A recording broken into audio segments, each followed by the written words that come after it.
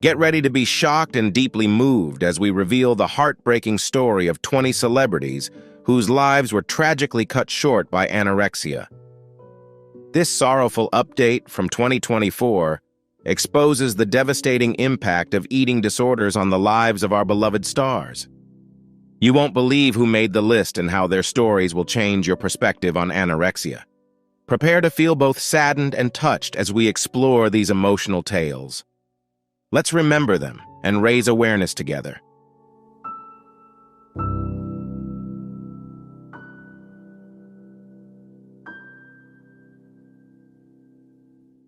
Heidi Gunther, a talented ballet dancer, tragically passed away at the age of 22 due to issues related to her eating disorder.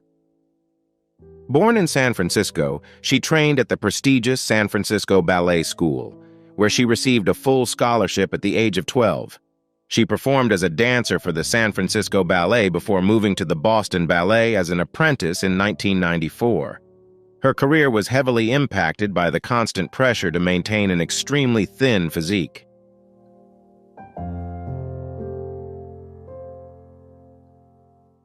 The San Francisco Ballet School advised Heidi to lose weight, and later, the artistic director of the Boston Ballet, Anna Marie Holmes, pressured her to lose an additional 5 pounds, warning that she would not receive a contract if she did not comply.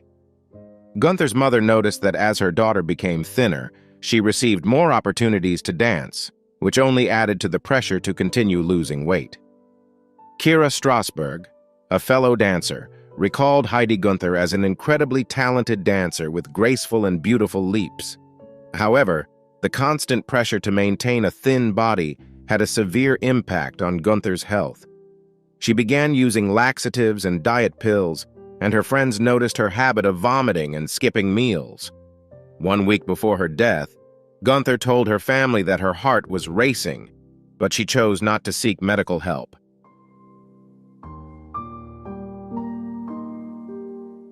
On June 30th, 1997, Gunther tragically collapsed and passed away from heart failure during a family visit to Disneyland. The autopsy revealed that her heart walls were abnormally thin due to extreme malnutrition. Her family later sued the Boston Ballet for wrongful death, but the court did not accept the case. Gunther's untimely death became a wake-up call for the ballet community, leading several organizations to implement new policies and support systems to address eating disorders among dancers.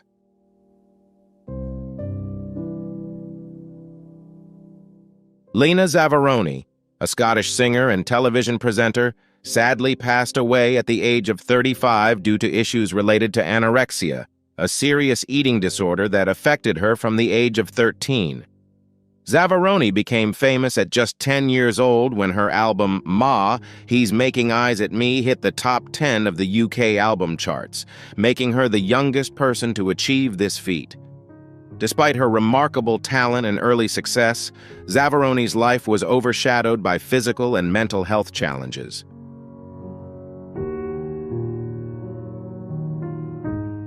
She shared that the pressure to fit into costumes and mature as a woman while studying at the art school triggered her anorexia. Her weight dropped to just 4 stone, 25 kilograms, and she had to be hospitalized several times in the 1970s and 1980s while battling the dangerous illness. Lulu, a friend of Zavaroni, recalled that 2 years prior, she noticed the first signs of the problem while working with Lena and saw that she was becoming too thin. She talked to Lena and tried to help her realize the issue, but now she wishes she could have done more. Unfortunately, Zavaroni's battle with anorexia continued, and in the later years of her life, she lived in isolation, seeing only family members.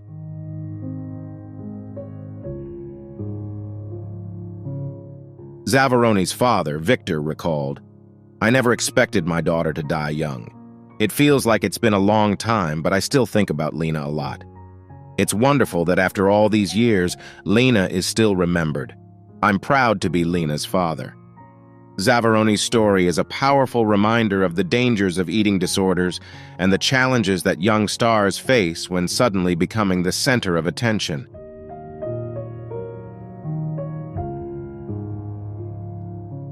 Luisel Ramos, a 22-year-old model from Uruguay, tragically died from heart failure due to anorexia nervosa on August 2, 2006, during a fashion show at Montevideo Fashion Week. She collapsed after walking on the runway and was found to have not eaten for several days before her death. In the 3 months prior, she survived on only salad and Diet Coke. At the time of her death, her BMI was 14.5, far below the healthy threshold. Ramos's death sparked concerns about the fashion industry's emphasis on extremely thin models, leading to changes such as a minimum BMI requirement for models at Madrid Fashion Week and a ban on size 0 models in Italian fashion shows. Tragically, her 18-year-old sister, Eliana, also a model, died in February 2007, likely due to malnutrition. Luisel was buried in Montevideo's Cementerio Delbo.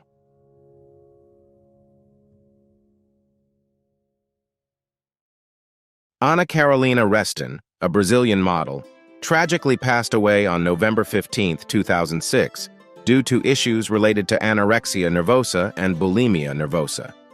Standing at 1.68 meters, 5'6", Reston had a successful modeling career, working with major agencies like Ford Elite and Leaps, and participating in significant advertising campaigns for designers like Giorgio Armani.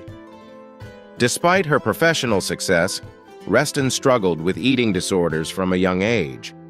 After a job interview in China in 2004, where people told her she was too fat, her health deteriorated further.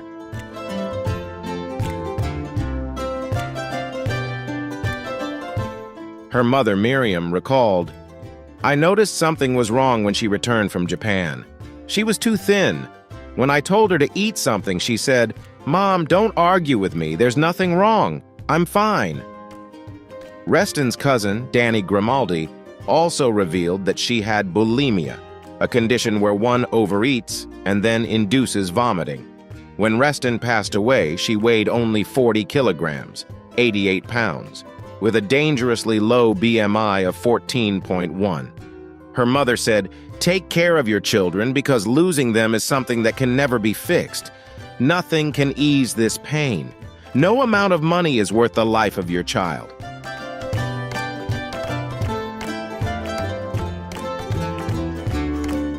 Hila Elmalich, an Israeli fashion model, tragically passed away in 2007 at the age of 33 due to anorexia. She was represented by the Israeli branch of Elite Model Management and was a well-known model in her home country. On November 14, 2007, Elmalich died at her home from heart failure after years of struggling with anorexia nervosa. At the time of her death, she weighed less than 60 pounds, 27 kilograms. Elmalich had been hospitalized multiple times due to her weakened health, but could not overcome the devastating effects of her eating disorder.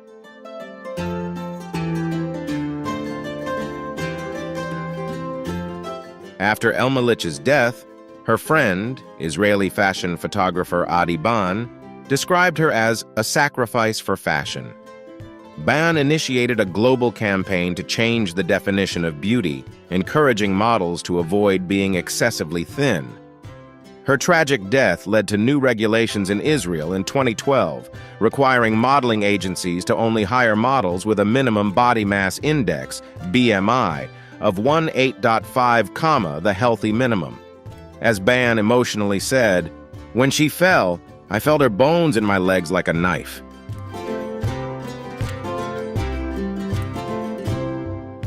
Isabelle Caro, a French model and actress, tragically passed away at the age of 28 in November 2010 after years of battling anorexia nervosa. Caro had struggled with eating disorders since she was 13, attributing it to childhood difficulties, including her mother's mental health issues and feelings of loneliness. In 2007, Caro gained global attention when she participated in an anti-anorexia advertising campaign in Italy. The photos, taken by Oliviero Toscani, showed her extremely thin body with bones clearly visible under her skin. The campaign aimed to raise awareness of the dangers of anorexia. Caro explained that her goal was for people to realize the consequences of dieting and the demands of the fashion industry. and she decided to participate to warn young girls about the potential harm these pressures could cause.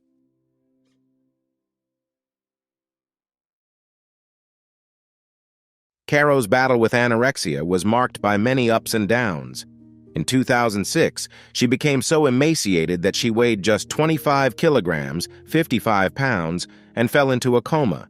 Although she attempted recovery, including writing a book titled The Girl Who Didn't Want to Be Fat, and appearing on shows like The Price of Beauty and Super Z vs. Super Skinny, Caro's health continued to deteriorate.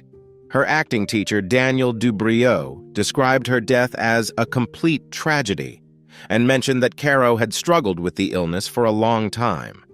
While the exact cause of her death remains uncertain, it is likely that the effects of anorexia on her body played a significant role.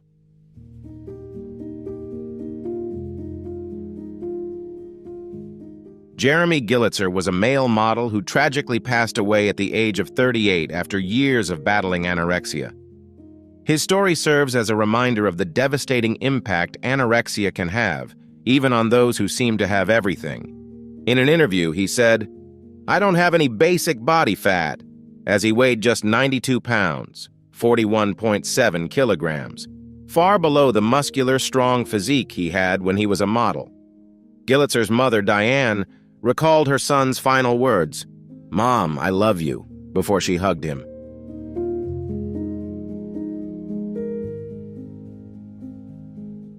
However, Gillitzer's health continued to decline, and ultimately, anorexia took his life.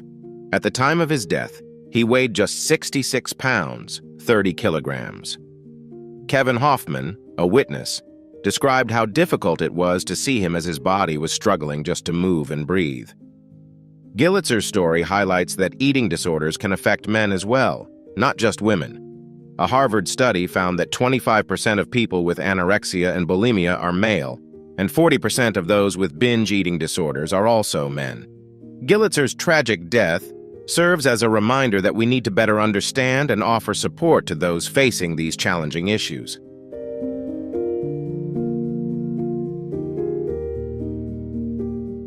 Valeria Levitin, born in 1973 in Russia, was known as the world's thinnest woman due to her extreme case of anorexia.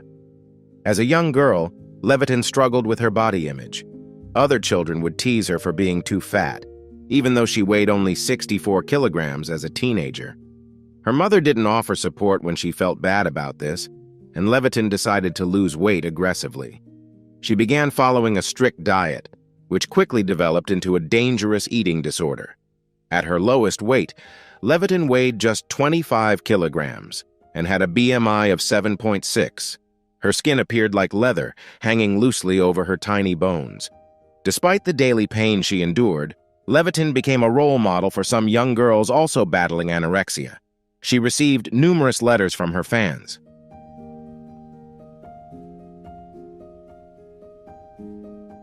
Later, she reflected and said, "Anorexia made me lonely, unattractive, and unpleasant to be around. My eating disorder took so much from me. People don't want to be around someone who isn't happy or positive." Unfortunately, Levitin's battle with anorexia was too difficult, and she passed away in 2013 at the age of 40. In the final years of her life, she tried to use her story to educate others about the dangers of anorexia. She said, "I don't want to teach them how to die. This is not a game, not a joke. This is your life. I want to share my story to help others who are struggling and their families so they don't have to go through such terrible things."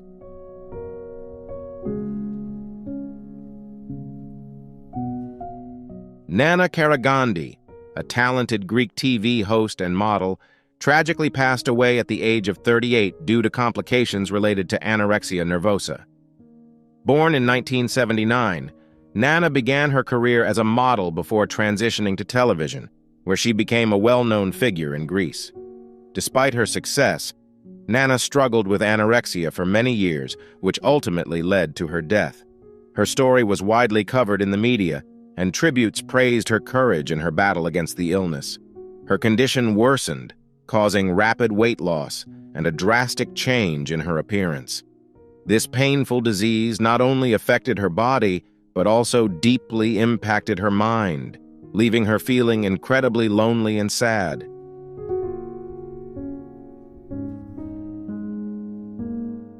In an interview, Nana spoke candidly about her struggle. "I've been fighting this illness for years. It's like a battle, and I'm trying to win, but sometimes it feels like I'm losing." These words reflect how anorexia can harm both the emotions and the body of a person. Nana's death came as a shock and left many in Greece and beyond deeply saddened. Many expressed their condolences and praised her courage in facing the illness.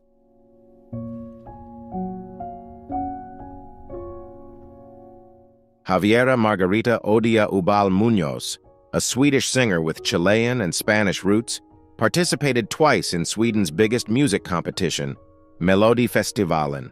She first appeared in 2000 with the song Varje timme vi min, and again in 2002 with No Nadamas. Born on May 28, 1977 in Motala, Sweden, Javiera tragically struggled with anorexia nervosa for 10 years before passing away on January 16, 2018, at the age of 40 in Gothenburg, Sweden. Reports suggest that Javiera faced immense challenges in her battle with anorexia during those 10 years. Her fight against the eating disorder was particularly difficult, as anorexia is a disease that is hard to overcome. One article noted that many celebrities have shared how eating disorders like anorexia can be dangerous, and overcoming them is not simply about having the willpower to stop.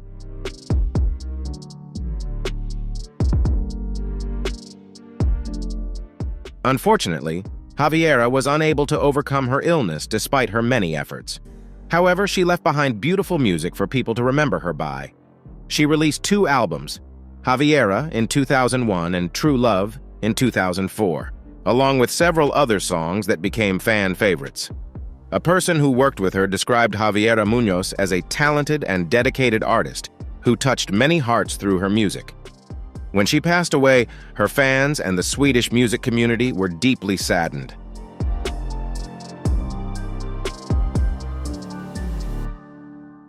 Lene Marie Farson was a talented photographer from Norway who tragically passed away in 2019 at the age of 33 after battling a severe eating disorder, anorexia, throughout her life.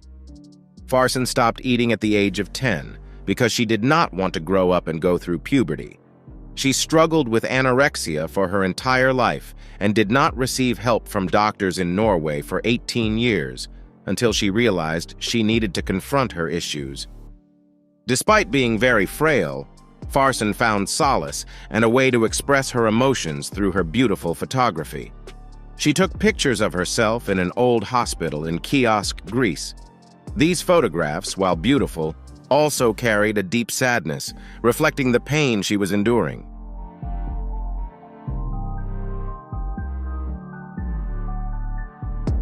Farson said, "My photos are not about anorexia.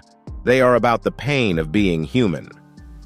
Farson was incredibly talented in photography, and she loved her work, but anorexia was too powerful, and she could not overcome it. A film called Self-Portrait, directed by Margaret Holen Kaya Haug and Espen Wallen, tells the story of Farson's life and her battle with the eating disorder. In the film, she says, "I am afraid of getting better. I am afraid it will negatively affect my art," reflecting her complex relationship with the illness. The filmmakers hoped Farson would recover, but tragically, she passed away.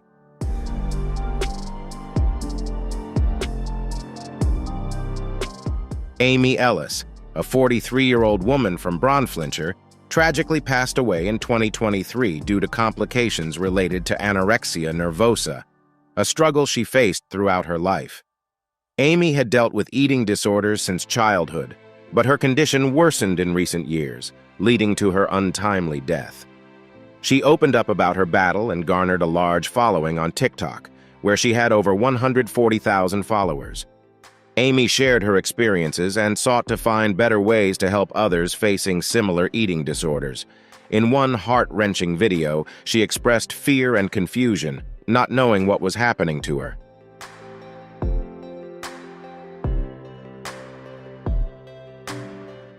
Despite her efforts to raise £200,000 for specialized treatment in the UK, the NHS was unable to provide the help she desperately needed.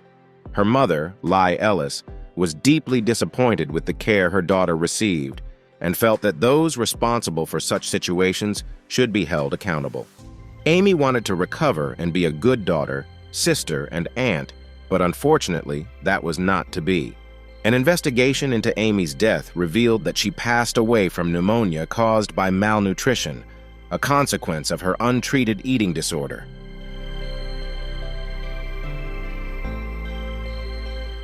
Nikki Graham, a well-known British television personality from reality shows, tragically passed away in 2021 at the age of 38 after a long battle with anorexia nervosa.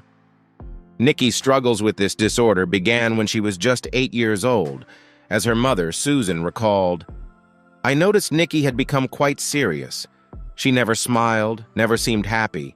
At 8, she was carrying the weight of the world on her shoulders. Nikki then started refusing to eat, and mealtimes with her family became increasingly difficult. Doctors later diagnosed her with anorexia nervosa, a severe mental health issue that she fought for over 30 years. Despite her ongoing struggles, Nikki gained fame through the reality show Big Brother in 2006. Audiences loved her for her bubbly personality, and she became widely known for her unforgettable moment on the show, where she famously asked, "Who is she?" This moment turned Nikki into a character that the public couldn't forget, earning her a lasting place in the hearts of many.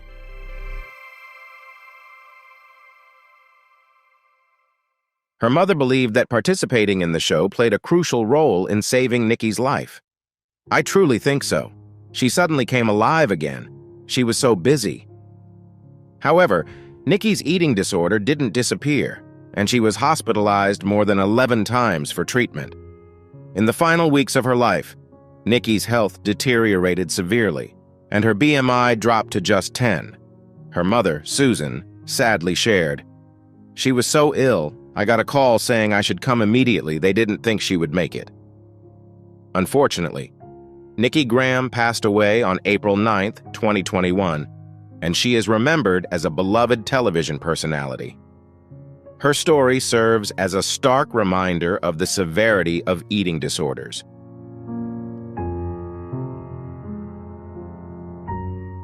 Karen Bauman, a former model from Israel, tragically passed away at the age of 35 after a long battle with anorexia nervosa. Karen's health issues began when she was just 22, and she was hospitalized multiple times due to this condition. At her lowest weight, Karen weighed only 23 kilograms and required a breathing machine to survive. Despite her family's ties to the fashion industry, Karen became increasingly frail. Her mother, Yehudit, had sensed that something dire was happening, and in 2022, Karen wrote a heartbreaking letter to her mother, asking for peace as she was exhausted from fighting the disease.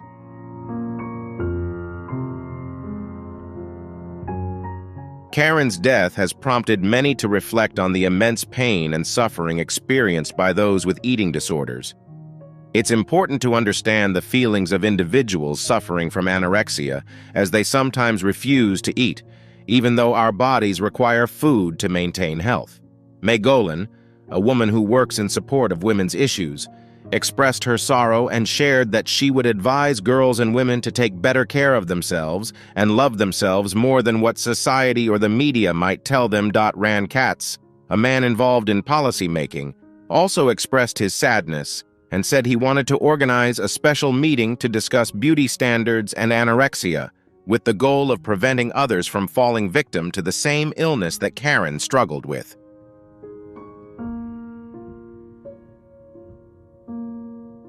Ann McDaniels, born in Barron, Wisconsin, was a talented model, actress, and artist who tragically passed away at the age of 46 due to complications related to anorexia.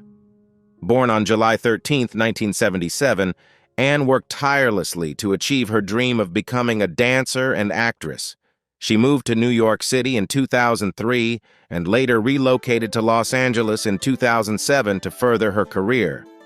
Over the course of her 24-year career, Anne appeared in numerous films and TV shows, including General Hospital, Law and Order, and Conan. She was also a successful model, gracing the covers of magazines and appearing in advertisements for various products. From a young age, Anne had a passion for modeling, dancing, and sports, and she participated in her high school's dance and music programs. Her hard work, confidence, and charming personality helped her achieve success in the world of performance.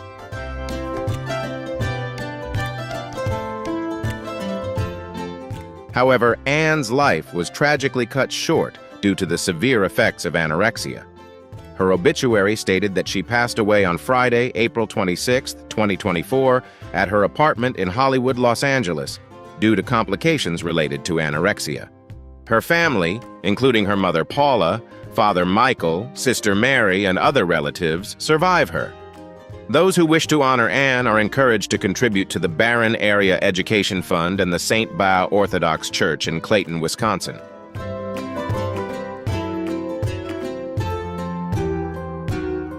Pete Burns, the frontman of Dead or Alive in the 1980s, achieved a resurgence of fame in 2006 when he appeared on Celebrity Big Brother. However, his enduring fame became closely associated with his numerous cosmetic surgeries and their consequences. He had been interested in altering his appearance since the 1980s, when he decided that as an artist he wanted to become a visual entity. Burns underwent numerous surgeries to correct a broken nose and enhance his facial features. Over time, he claimed to have had more than 300 surgeries, with a particular emphasis on his lips.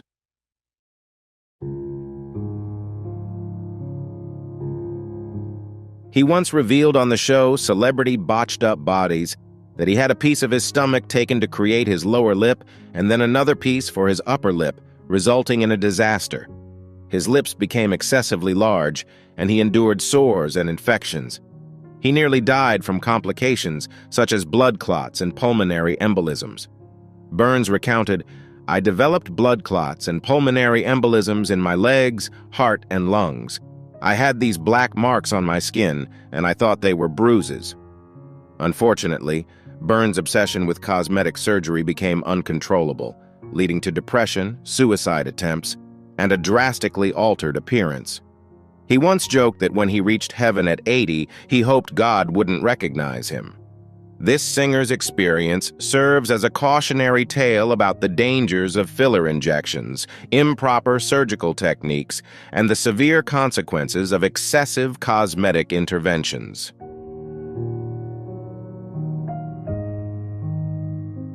Although Burns' appearance became his most prominent characteristic in his later years, it is important to acknowledge his musical talent and the achievements of Dead or Alive. The band's song, "You Spin Me Round Like a Record," topped the charts in both the UK and the US. Burns' distinctive vocal style and extravagant personality made him a memorable figure in 1980s pop culture.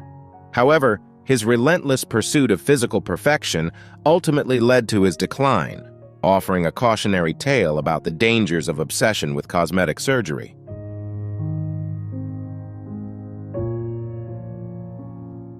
Marty Feldman, a renowned English comedian, writer, and director, is often remembered for his distinctive appearance, particularly his prominent bulging eyes, a result of Graves' disease.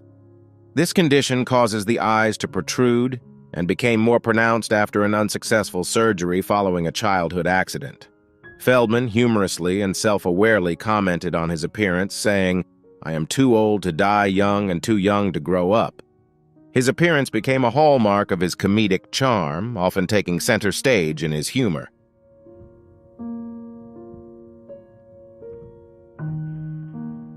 In the film Young Frankenstein, Feldman portrayed Igor, a role that highlighted his talent and creativity. Gene Wilder, who co-wrote the script for the film, described Feldman as the heart of the movie, emphasizing his unique appearance and impeccable comedic timing as key contributions to the film's success. Feldman's physical comedy and his mispronunciation of his own name enriched the humor, making his portrayal of Igor unforgettable.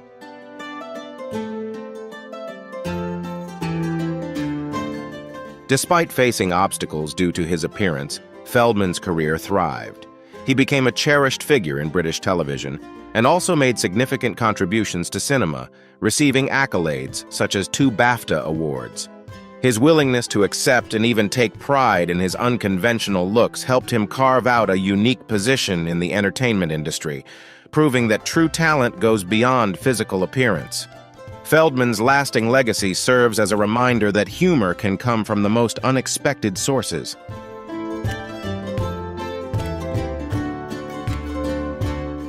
Michael Berryman, an American actor famous for his roles in the horror genre, has leveraged his unique appearance, which is the result of a rare genetic disorder called hypohidrotic ectodermal dysplasia. This condition affects the normal development of hair, skin, nails, teeth, and sweat glands. The distinctive features of Berryman's condition, including hairlessness, lack of sweat glands, and underdeveloped teeth, have made him a prominent figure in the horror genre, often casting him in terrifying and disturbing roles.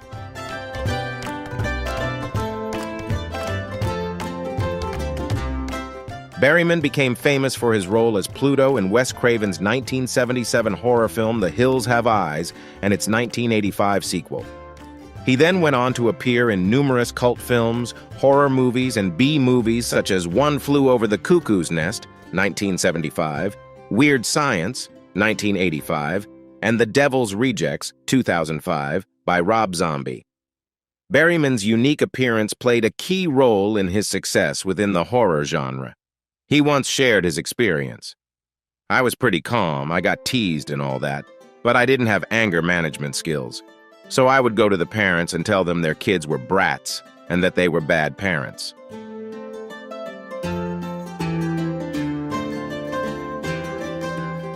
Although Berryman's identity has been closely linked to his condition and the impact it has had on his career, it is important to recognize his individuality and achievements as an actor. Despite facing numerous challenges, Berryman has built a successful career in the film industry, proving his skill and versatility in a variety of roles.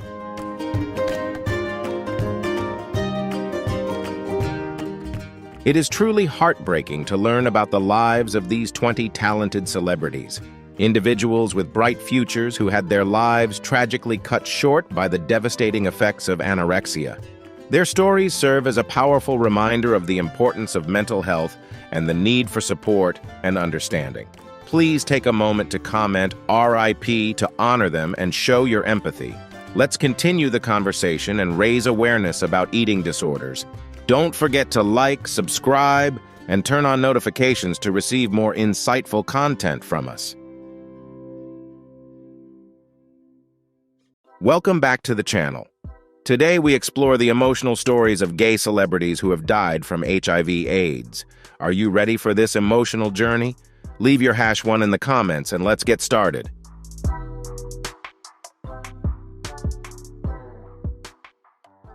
First up is Rock Hudson, one of the most iconic figures of Hollywood's golden age, who made a lasting impression through more than 70 films and numerous television shows over 4 decades.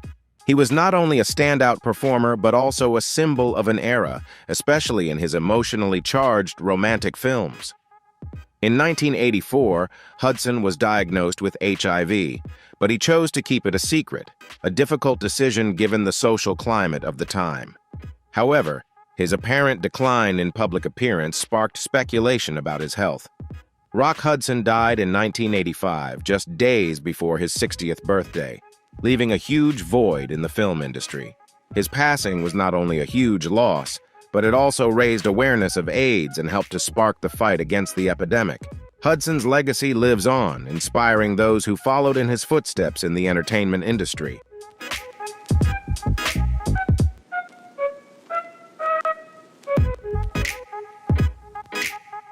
Denholm Elliott, a talented British actor, made a lasting impression through over 125 films and television shows.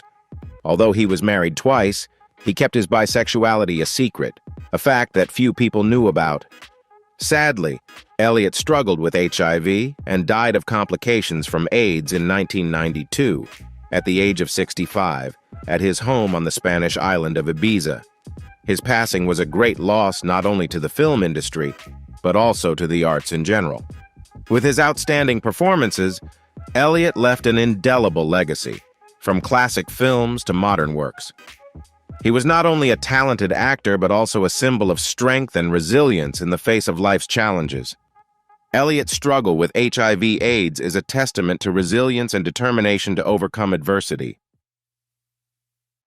Robert Reed, best known for his role in the Brady Bunch, came out about his sexuality in 1954, before his divorce from his wife. Despite having a daughter, Reed kept his homosexuality a secret, fearing that the revelation would ruin the career he had worked so hard to build. Reed's life was not easy, and in 1991 he was diagnosed with colon cancer.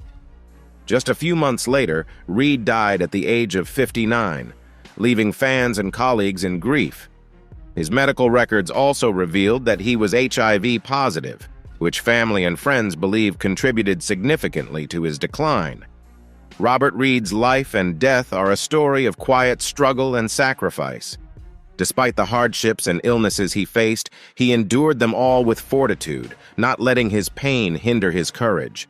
Reed's struggles and courage are an inspiration to anyone seeking the strength to be true to themselves. Andrei Nella is considered not only one of Europe's greatest skaters, but also a symbol of passion and strength. Born in Bratislava in 1951, Nella quickly made a name for himself in the international figure skating scene. With 3 Olympic gold medals and 3 world championships, Nella has carved his mark on the history of the sport, not only with his incredible skills, but also with his perseverance and unwavering determination. His outstanding performances have won the hearts of fans around the world. However, in 1988, Nella's brilliant career was put to a severe test when he was diagnosed with lymphoma. Despite his efforts to fight the disease, he passed away the following year, at the age of only 38, leaving a huge shock to the sporting community and figure skating enthusiasts.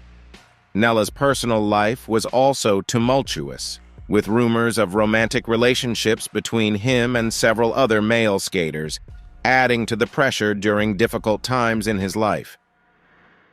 Despite facing many challenges and pressures on his reputation, Andrei Nella always showed his intense passion and the price of fame. After his departure, Nella's name still shines brightly in the hearts of fans and the skating community, becoming an immortal legend in this sport.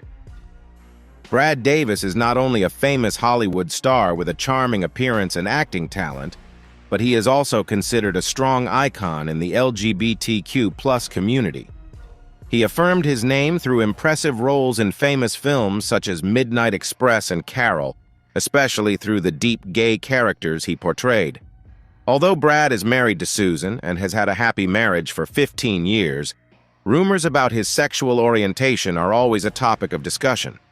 However, for the LGBTQ+ community, Brad Davis has become an inspiration and a symbol of courage.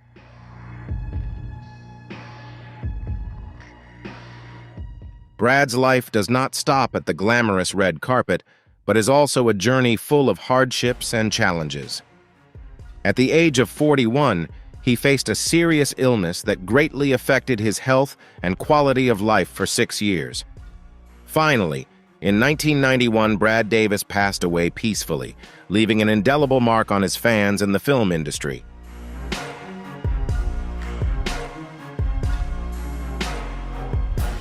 Brad's courage in portraying gay roles and his relentless battle with the disease made him a true legend.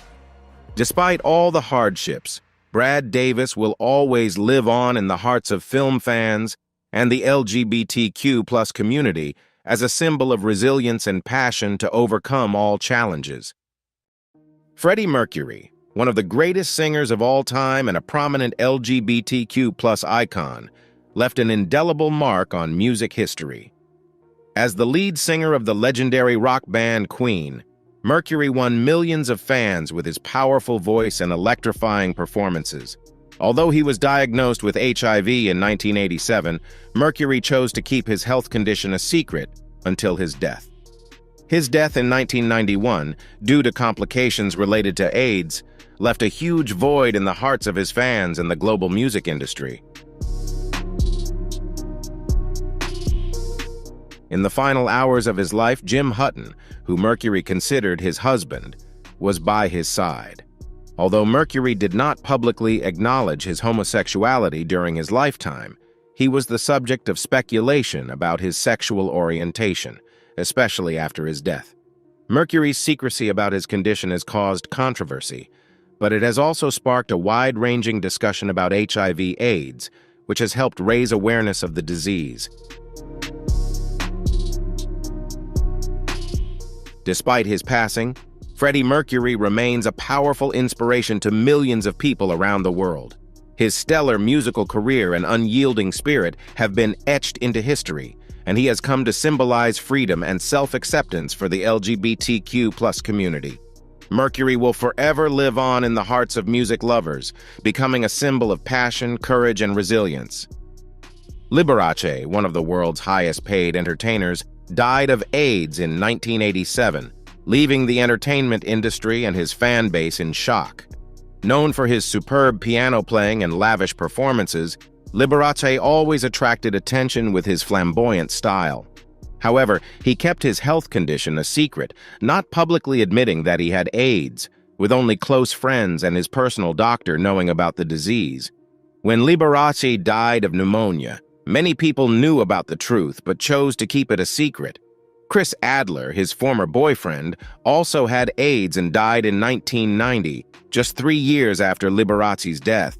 His death raised alarm about the AIDS epidemic and highlighted the importance of raising awareness and prevention of the disease. Liberace's legacy extends beyond music and art to a reminder of social responsibility in the fight against HIV/AIDS.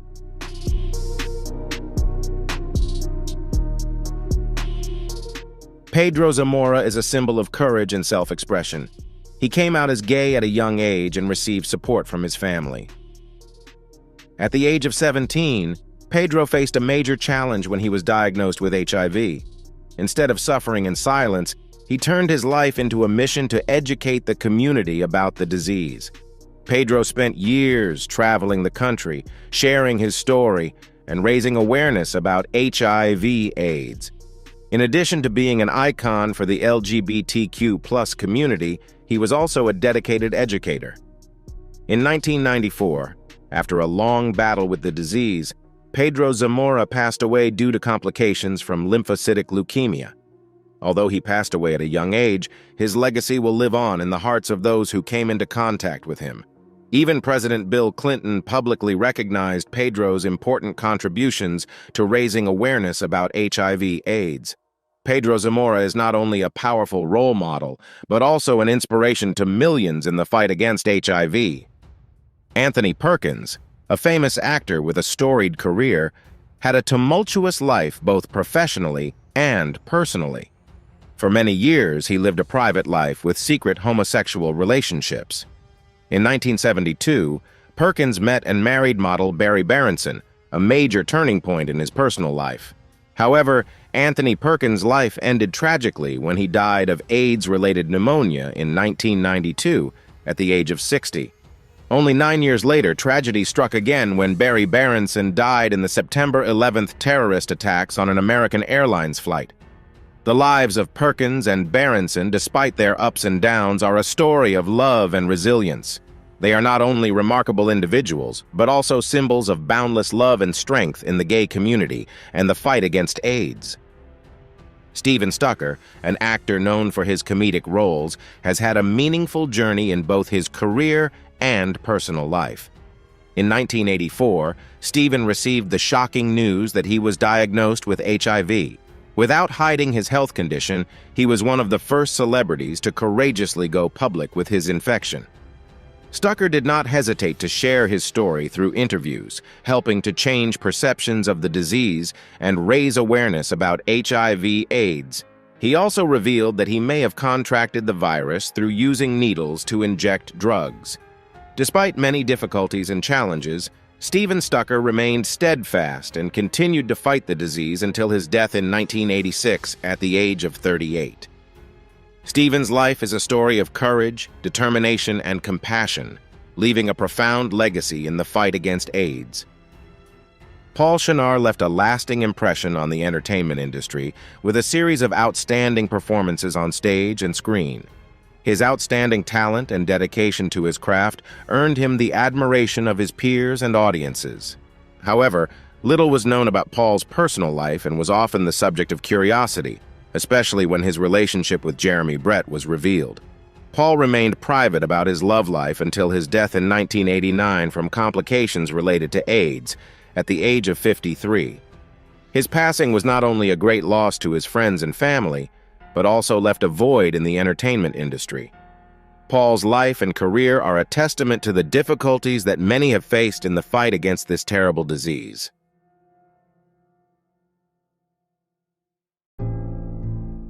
Steve Rubell, known for his creativity and zest for life, was one of the most iconic figures at Studio 54, the epitome of glamour in the 1970s and early 1980s. As one of its top promoters, Rubell transformed Studio 54 into a gathering place for the rich and famous, making every party there an unforgettable experience. However, his lavish lifestyle was challenged when he was diagnosed with HIV in 1985 and died a year later from complications from the disease. Steve Rubell's legacy lives on, with his colorful image being synonymous with the vibrant disco era and Studio 54, where he lit up an era with his relentless creativity.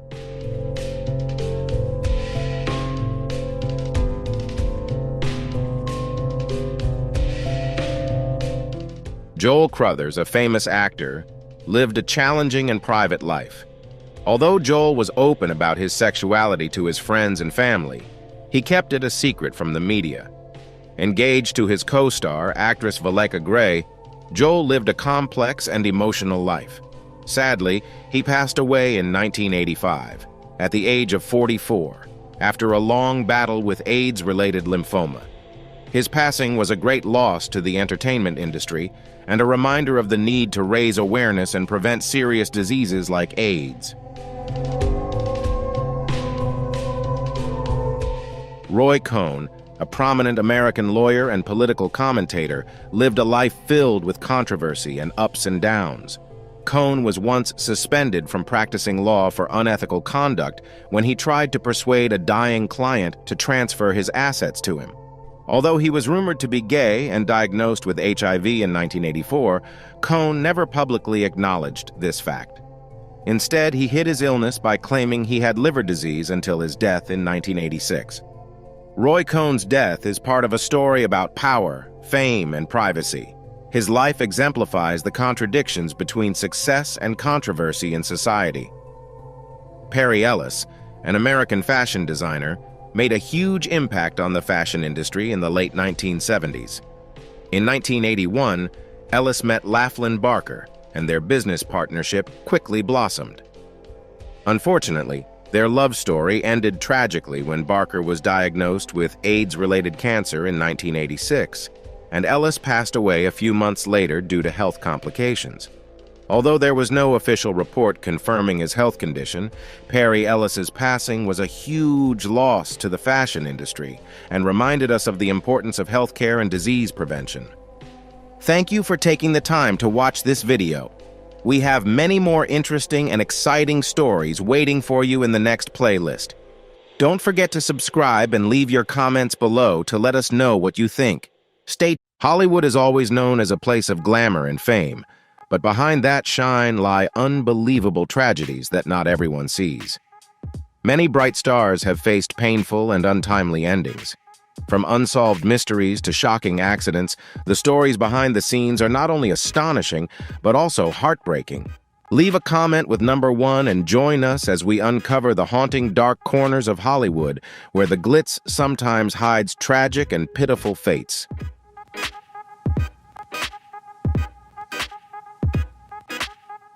Jayne Mansfield, a Hollywood icon of beauty and talent, quickly became a formidable rival to Marilyn Monroe, with her platinum blonde hair and alluring appearance. Mansfield dominated the big screen in hit films like The Girl Can't Help It and Too Hot to Handle. Her appeal extended beyond acting, with her undeniable charm and allure. Mansfield didn't just stop at glamorous fame, she went further by appearing in Playboy and performing daring nude scenes, solidifying her place in film history as a symbol of freedom and boldness.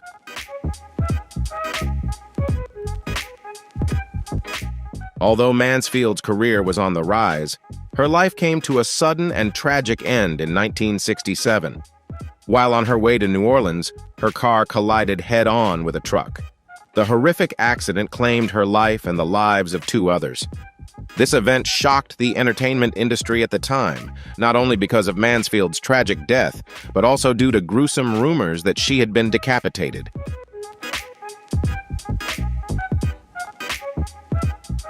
However, the truth is that Mansfield suffered severe head trauma. Her skull was crushed and fractured, leading to her immediate death at the scene. Jane Mansfield's death not only left a void in the hearts of her fans, but also served as a reminder of the dark side of fame and the price that many stars pay. Her promising talent and career were unfairly extinguished, leaving behind a legacy that will forever be remembered by the public.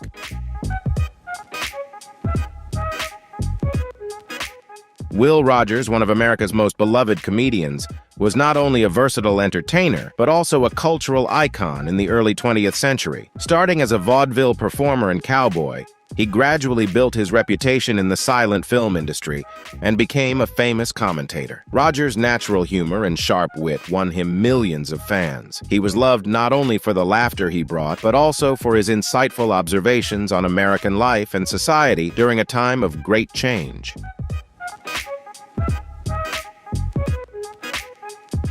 Rogers was also a huge aviation enthusiast, seeing it as a way to connect people and broaden horizons. With this passion, he often took flights to find inspiration and material for his writings. On a fateful trip in 1935, Rogers and renowned pilot Wiley Post set out for Alaska with the aim of exploring and gathering information for Rogers' column. Sadly, on August 15, 1935, their Lockheed Orion Explorer crashed near Point Barrow, Alaska. The accident claimed the lives of both famous men, leaving the entire nation in mourning.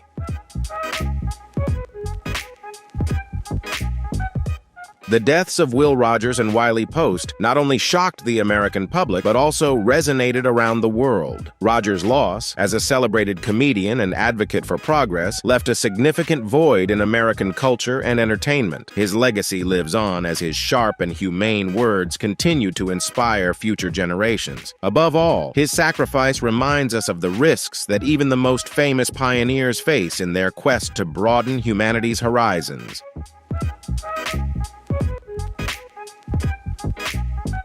The tragic death of Phil Hartman on May 28, 1998, shook Hollywood and fans worldwide. Known for his comedic talent and versatility, Hartman gained fame through memorable roles on Saturday Night Live and The Simpsons. His sudden and tragic passing rocked the entertainment industry, especially as the details of his death were revealed. Hartman was brutally murdered by his wife, Bryn Hartman, in their Los Angeles home. This violent act left colleagues and fans stunned and heartbroken as more details came to light, deepening the sorrow. The murder was not only a personal tragedy, but also an unimaginable shock, abruptly ending the life of a talented comedian. Many expressed their grief on social media, sharing feelings of loss over the passing of a beloved figure.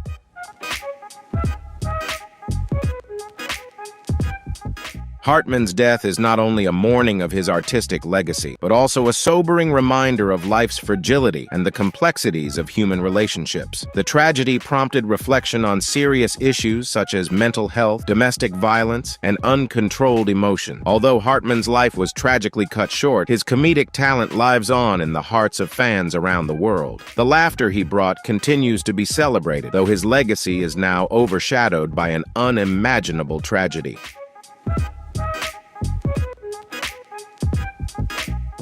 Susan Cabot, a well-known star of 1950s westerns like Tomahawk and Ride Clear of Diablo, met a tragic end on December 10, 1986. Her life took a dark turn as she struggled with family issues, particularly her complicated relationship with her son Timothy. Timothy, who suffered from dwarfism and was on growth hormone medication, experienced severe psychological effects. Timothy's mental struggles, combined with untreated psychological issues, led to an unimaginable tragedy. In a fit of rage, Timothy killed his mother. He later claimed that Susan Cabot's death was an act of self-defense.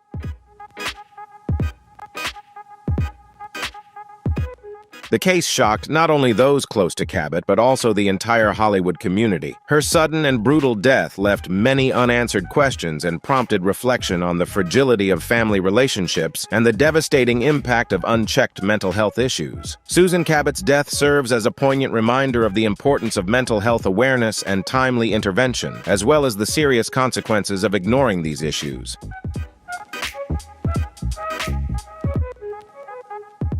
Despite her tragic end, Susan Cabot's legacy lives on through her memorable on-screen roles and the important conversations about mental health that her story has sparked. Her contributions to the film industry are still celebrated, though the tragedy of her death casts a shadow over her life. Matthew Perry, famous for his role as Chandler Bing on the hit show Friends, captured the hearts of audiences worldwide with his wit and charm. Perry became not only a comedy icon, but also contributed to the massive success of Friends, one of the most beloved sitcoms of all time. Beyond Friends, Perry starred in films such as Fools Rush In, The Whole Nine Yards, and 17 Again, showcasing his versatile acting skills.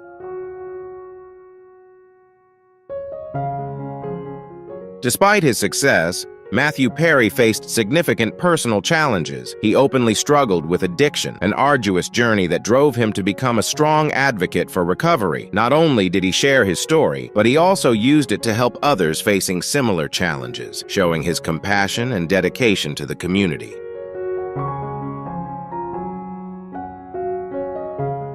However, tragedy struck in October 2023 when Matthew Perry passed away at the age of 54. He was found drowned in a hot tub at his Los Angeles home, a sudden death that left fans and the entertainment industry stunned. Perry's passing marks a great loss, closing the chapter on a life that was complex yet deeply meaningful. His legacy lives on not only in the laughter he brought through his role as Chandler Bing, but also in his fight against addiction and his unwavering efforts to support those facing similar struggles. If you or a loved one is dealing with similar issues, don't hesitate to seek help from those with experience. It could save a life.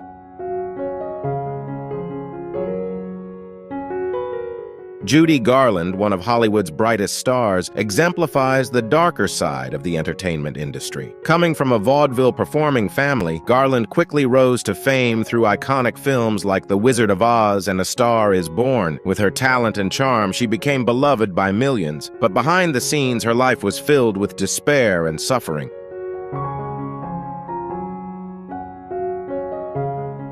From a young age, Garland faced immense pressure from MGM executives and her mother, who controlled every aspect of her life, from her work schedule to her appearance.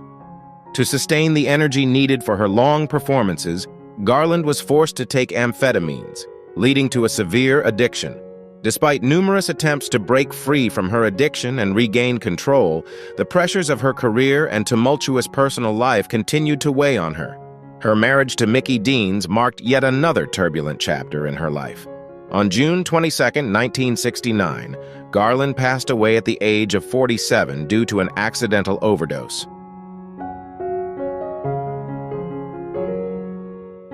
Judy Garland's passing was not only a great loss to the film industry, but also a stark warning about the dangers stars face behind Hollywood's spotlight. Her daughter, Liza Minnelli, once shared that her mother always felt exhausted and drained in her endless search for happiness. Garland's death serves as a poignant reminder of the invisible pressures that Hollywood stars endure, pressures that sometimes outweigh the success and fame they achieve. With her emotionally rich voice and extraordinary talent, Garland will forever be a shining star in fans' hearts. However, her legacy also reminds us of the true cost of Hollywood's glitz and glamour.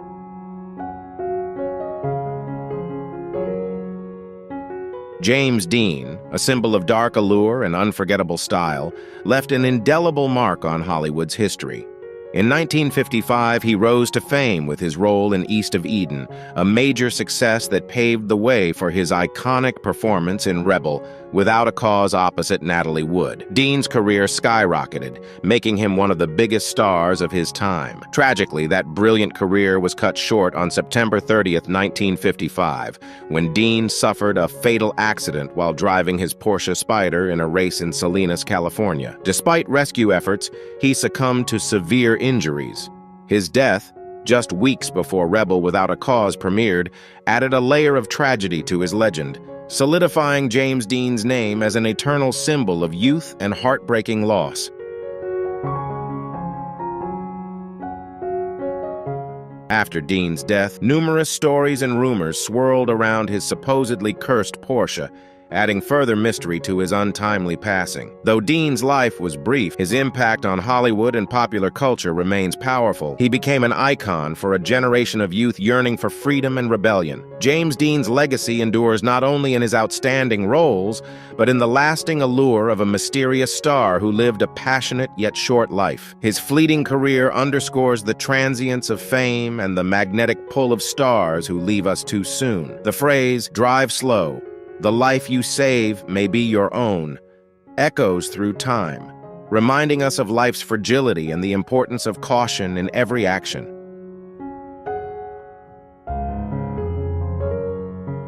Judith Barcy, a talented child actress famous for her roles in The Land Before Time and All Dogs Go to Heaven, met an unimaginable tragic end on July 25, 1988, at just 10 years old. She was murdered by her father, Joseph Barcy, who then took his own life. Joseph also killed Judith's mother, Maria Viravac. This tragedy brought a life filled with promise to a heartbreaking close. Judith's life was overshadowed by domestic violence and abuse, especially from her alcoholic father. Despite her considerable success in acting, the harsh living conditions at home made Judith a victim of a tense and violent environment.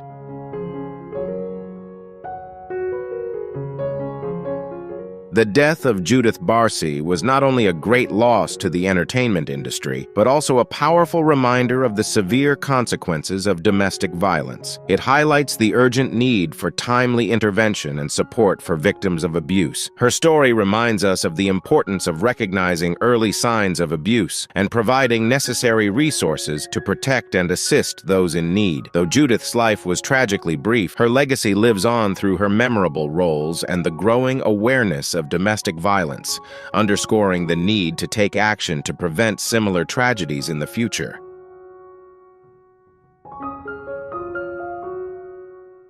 Ray Liotta, a celebrated film star best known for his iconic role as Henry Hill in Goodfellas, left a lasting impact on the entertainment industry. Beyond this famous role, Liotta made his mark in notable films like Field of Dreams, Something Wild, Copland, and Blow. His outstanding performance in Something Wild earned him a Golden Globe nomination, solidifying his reputation in cinema. Liotta found success not only in film but also in television, contributing significantly with roles in shows like Shades of Blue, where he starred alongside Jennifer Lopez, and the miniseries Texas Rising.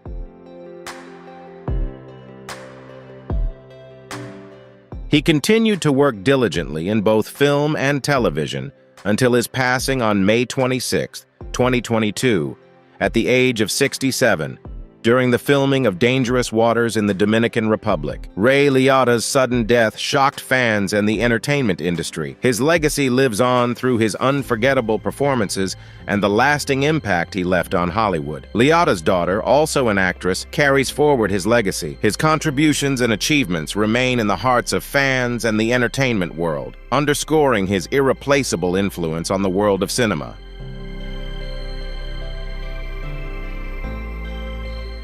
Brittany Murphy, known for her memorable roles in Clueless, 8 Mile, and King of the Hill, began her career in 1991 and quickly caught the entertainment industry's attention with her talent and versatility. However, her life came to a tragic end on December 20th, 2009, when she passed away at the age of 32 at her home. Murphy died from cardiac arrest, a condition worsened by pneumonia and the effects of multiple medications.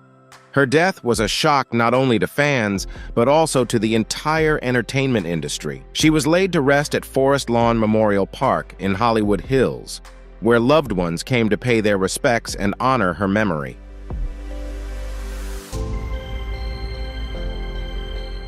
The tragedy didn't end there. Just 6 months later, her widower, Simon Monjack, also passed away from heart failure related to pneumonia in their home.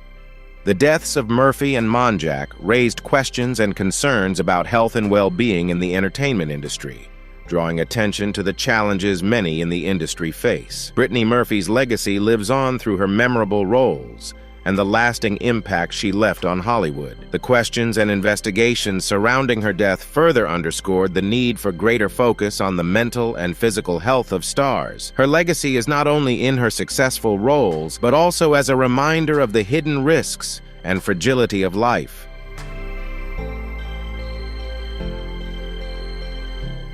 Rebecca Schaeffer, a promising young actress and model, began her career in entertainment as a teenager. She became known for her roles on the soap opera One Life to Live and the sitcom My Sister Sam, where she starred alongside Pam Dawber. With her talent and charm, Schaeffer quickly became a rising star in Hollywood, and many predicted a bright future for her. Tragically, Schaeffer's life was cut short on July 18, 1989, when she was fatally shot at her Los Angeles apartment. Her killer, Robert John Bardo, was a mentally unstable individual obsessed with Schaeffer. He gathered information about her through a detective agency and used public records to locate her address.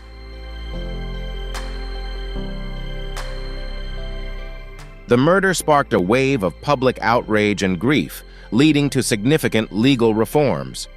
In response, California enacted the first anti-stalking law, setting a precedent for similar laws across the country. These laws aim to deter stalking by imposing stricter penalties and providing better protection for victims. Rebecca Schaeffer's death not only highlighted the risks celebrities face, but also raised awareness about privacy rights and personal safety. Her legacy endures through advocacy for legal reform and privacy protection for everyone, from celebrities to the general public.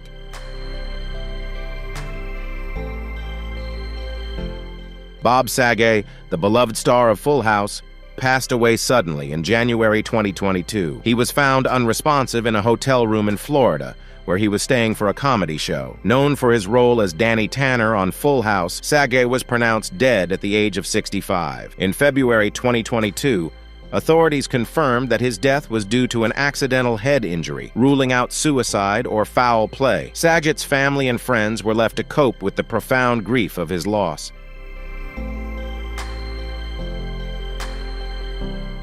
Candace Cameron Bure, who played his eldest daughter on screen, shared her feelings about the loss, saying that while she feels a bit better each day, she still misses him deeply. She emphasized that Saget's passing not only left a huge void in the hearts of those who loved him, but also highlighted the warmth and genuine friendship he brought both on and off screen.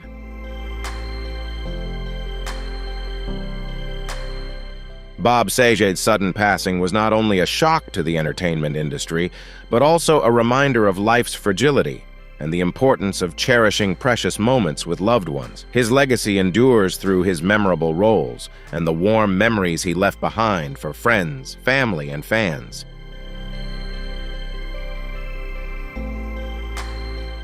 Vic Morrow, with his on-screen charisma and talent, left a lasting impression on the film industry through his memorable roles. He launched his career with standout performances in Blackboard Jungle, King Creole, The Bad News Bears, and Twilight Zone, the movie. Morrow's talent and dedication earned him praise from critics and audiences alike. On television, Morrow continued to prove himself with standout roles in series like Combat, Roots, and Brett Maverick. His portrayal of Sergeant Chip Saunders in Combat made him a television icon with a loyal fan base.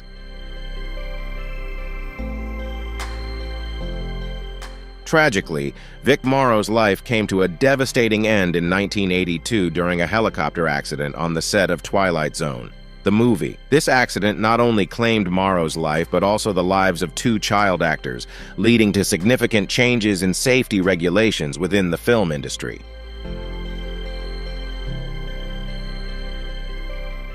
Though his loss was heartbreaking, Vic Morrow's legacy as a talented actor and beloved figure endures in the hearts of fans and colleagues.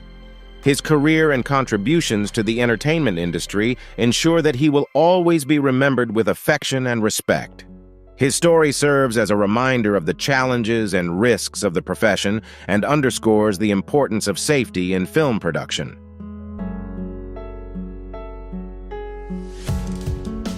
Thelma Todd, one of Hollywood's first comedy stars, made a memorable mark with her vibrant career in the early days of the film industry. Initially planning to pursue a teaching career, she entered beauty pageants and won the title of Miss Massachusetts in 1925. Todd's beauty and talent quickly caught Hollywood's attention, leading to standout roles in silent comedies and collaborations with legends like the Marx Brothers. However, Todd's promising career was overshadowed by tragedy when, on December 16, 1935, she was found dead in the garage of her business partner, Roland West. Her death was initially ruled as carbon monoxide poisoning, though suspicions of foul play arose in later years.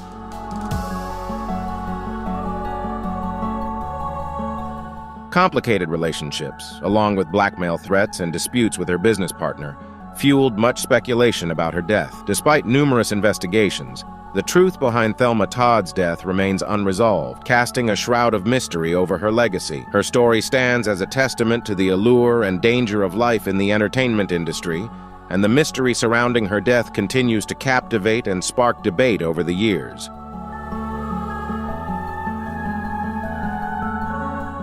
Betty White, the iconic star of the Golden Girls, lived a long and successful life in entertainment, leaving an indelible mark on the hearts of fans. However, on New Year's Eve in December 2021, she passed away at the age of 99, just 1 month shy of her 100th birthday, a milestone eagerly anticipated by fans and friends alike. According to her death certificate, Betty White died from a stroke that led to brain tissue damage due to reduced blood flow. Before her passing, she had experienced a stroke, a complication that significantly impacted her health.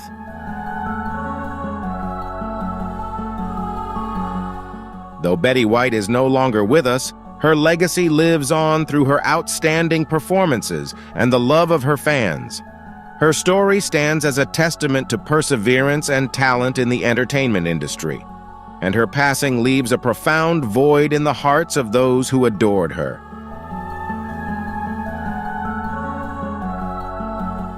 Carole Lombard, a standout star of Hollywood's golden age, left a lasting impression in film with her lively and comedic roles in the 1930s and 1940s, starring in classics like 20th Century and My Man Godfrey.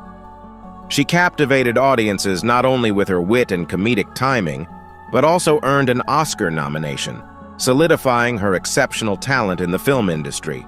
However, Lombard's promising career ended tragically on January 16, 1942, when her plane crashed after a war bond tour in Indiana. She, her mother, and all other passengers perished in the accident near Las Vegas, Nevada.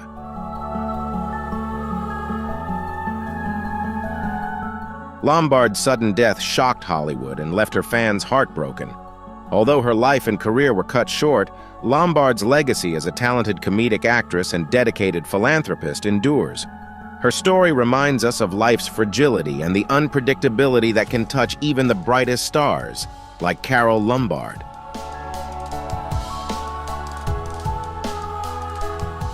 Bruce Lee, the legendary martial arts star and global cultural icon, stunned the world with his sudden death in 1973 while his career was reaching new heights.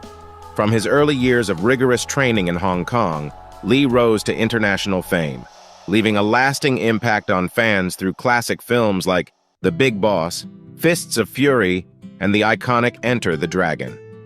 On July 20th, 1973, Lee's promising career was tragically cut short in Hong Kong as he was preparing for his next film, Game of Death.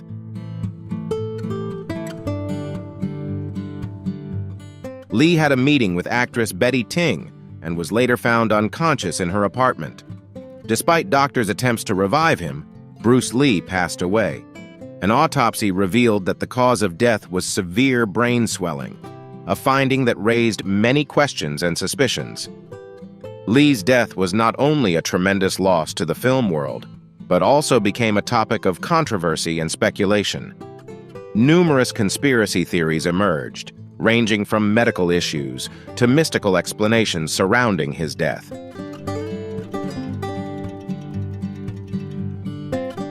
Though Lee's life ended mysteriously and tragically, his legacy lives on in the hearts of fans.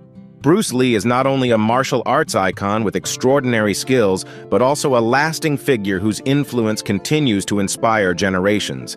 The combination of his talent and personal charisma has left an indelible mark on the history of cinema and global culture.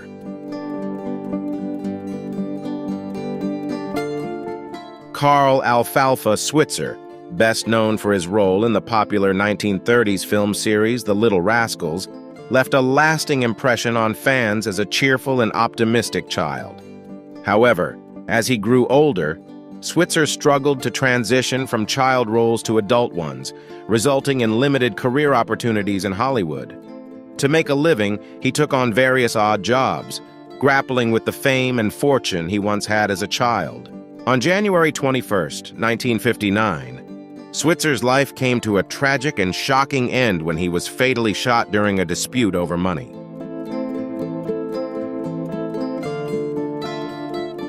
This event highlighted the harsh realities many child stars face as they grow up and the lack of support within the entertainment industry.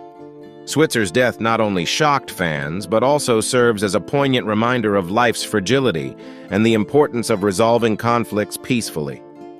Though Switzer's life ended in tragedy, his legacy endures through his beloved role as Alfalfa in The Little Rascals, a performance cherished by audiences and etched into Hollywood history.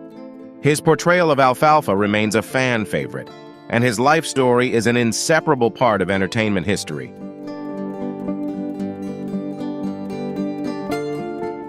The sudden passing of Willie Garson in September 2021 shocked the entertainment industry, especially Hollywood. The actor, best known for his role in Sex and the City, died at the age of 57 while filming. News of Garson's passing was particularly heartbreaking, as it was revealed he had been quietly battling pancreatic cancer. His former Sex and the City co-star, Cynthia Nixon, expressed her profound sadness on social media with a heartfelt tweet, "We have lost Willie Garson."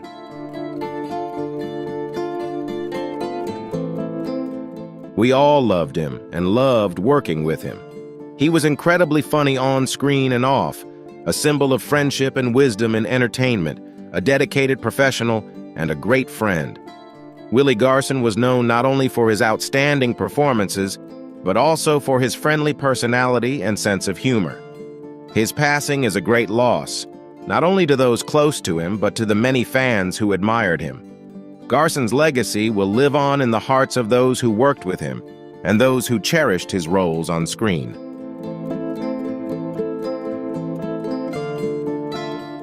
In the summer of 1969, Sharon Tate, a rising star in Hollywood, was enjoying significant success following her acclaimed role in the 1967 film Valley of the Dolls. 8 months pregnant with her first child with husband and director Roman Polanski, Tate was poised for a bright future both personally and professionally. Her path to stardom began in local beauty pageants, where her charm and striking beauty captured the attention of many.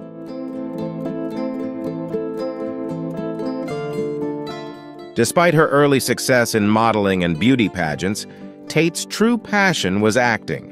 Her big break came at age 20 when producer Martin Ranzahoff discovered her and offered her a lead role in the Beverly Hillbillies. From there, Tate balanced a busy schedule with high-profile relationships.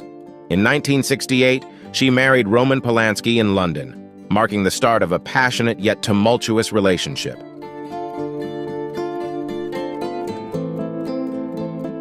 The tragedy struck in the summer of 1969 when Tate, along with her friends Wojciech Frykowski, Abigail Folger, and Jay Sebring, became victims of a brutal massacre carried out by the Manson family at her Los Angeles home. Tate's horrific death not only ended a promising life, but also shattered the innocent image of 1960s Hollywood. Though time has passed, Tate remains a symbol of loss and the darker side of fame. Her legacy serves as a reminder of life's fragility and the cruelty of fate.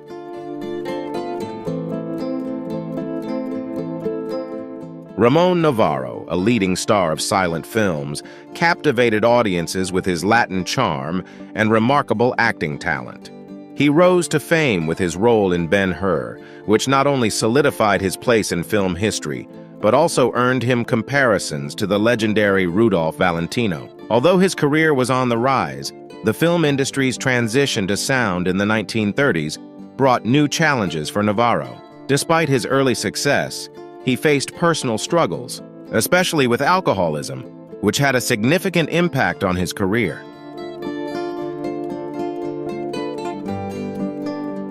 Tragically, on October 30th, 1968, Navarro's life ended in tragedy when two robbers broke into his home, believing he had a large sum of money. The attackers brutally murdered him, marking a shocking and abrupt end to his life. Navarro's violent death not only underscored the hidden dangers in society, but also cast a shadow over Hollywood. Though many years have passed, his legacy lives on through his pioneering performances in silent films. This legacy is cherished and celebrated, reminding us of his indelible contributions to cinema.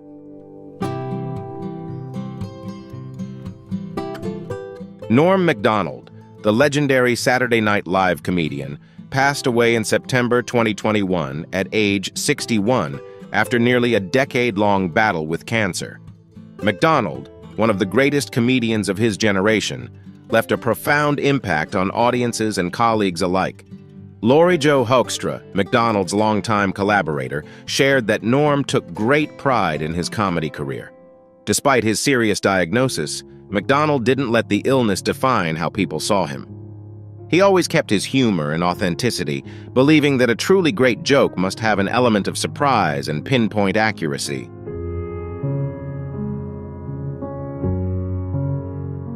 Macdonald maintained a sharp wit and authenticity that set him apart in the world of comedy. He believed in the power of laughter and never compromised to please everyone, a quality that made him truly unique. Norm Macdonald's legacy will be remembered for the originality and sincerity in his humor, and though he is gone, his humorous moments will live on in the hearts of fans forever.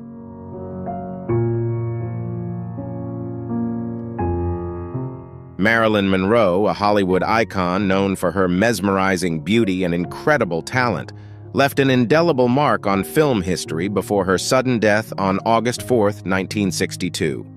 Although her death was officially ruled a suicide, it remains shrouded in speculation about possible outside interference, adding an unresolved mystery to her legacy. Raised in orphanages and enduring years of abuse, Monroe began her journey as a model before rising to stardom in the 1960s. Her career reached great heights with a series of acclaimed films, but her personal battles with addiction and tumultuous relationships overshadowed her success.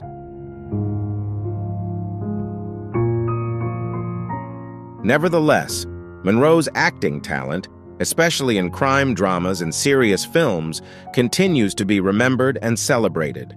Her tragic death shed light on the struggles and pressures she faced, leaving people in awe of her resilience during her short life. Marilyn Monroe's legacy endures not only through the films she made, but also because of her dramatic and mysterious life story.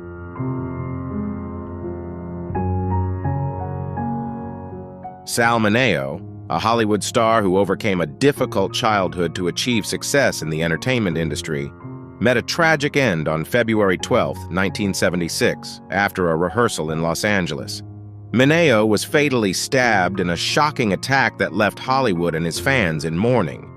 His sudden and violent death left a significant void in the film industry and serves as a heartbreaking reminder of life's fragility. Sal Mineo was widely known for his compelling roles in iconic films like Rebel Without a Cause and Exodus. His acting career not only captivated audiences, but also earned him Oscar nominations, affirming his talent and contributions to cinema.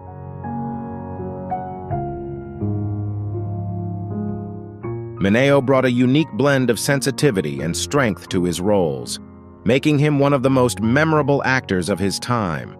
Though his death was a great tragedy, Sal Mineo's legacy endures through his exceptional performances and lasting impact on the film industry. This legacy lives not only in his remarkable roles, but also in the way he overcame personal challenges to become a symbol of resilience and talent.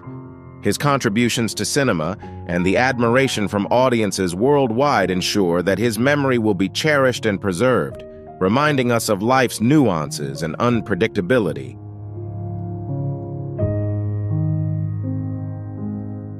Frances Farmer, a rising Hollywood star, once had a promising film career, but ultimately faced heartbreaking tragedy, becoming one of the most tragic figures in cinematic history when she was institutionalized in 1942. Despite working with big names like Bing Crosby and Cary Grant, Farmer's life was gradually destroyed by her unending struggle with alcohol and drug addiction. Initially drawn to theater and acting in New York, she later signed with Paramount Pictures, stepping into Hollywood's glamorous world.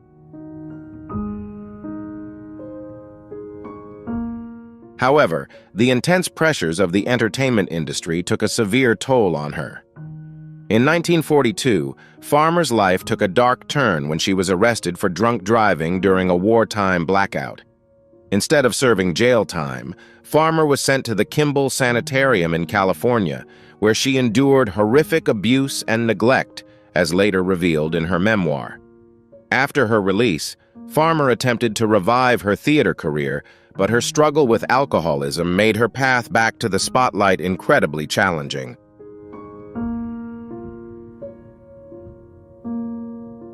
Her final years were marked by ongoing struggles, and she passed away from esophageal cancer in 1970 at the age of 57. Frances Farmer became a tragic symbol of abuse and mental anguish within Hollywood. Her legacy is not only one of remarkable performances, but also the story of a once brilliant star overshadowed by life's pressures and tragedies.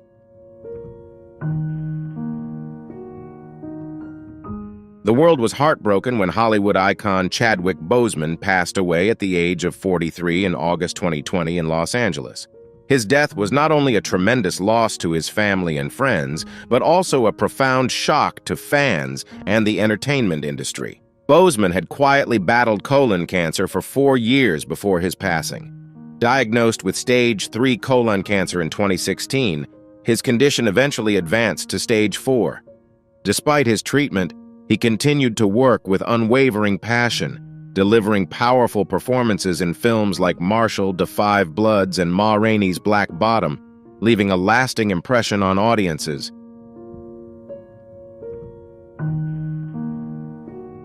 His role as King T'Challa in Black Panther not only brought the superhero to life, but also became a symbol of strength and pride within his community. Despite enduring numerous surgeries and chemotherapy, Boseman continued to dedicate himself to his art and fans. Chadwick Boseman's legacy lies not only in his groundbreaking performances, but also in his resilience and extraordinary talent.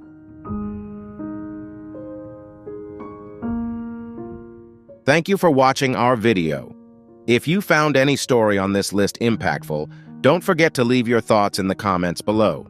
To make sure you don't miss out on upcoming interesting and captivating videos, please like, share, and subscribe to our channel. We look forward to seeing you in the next video. Have a wonderful day.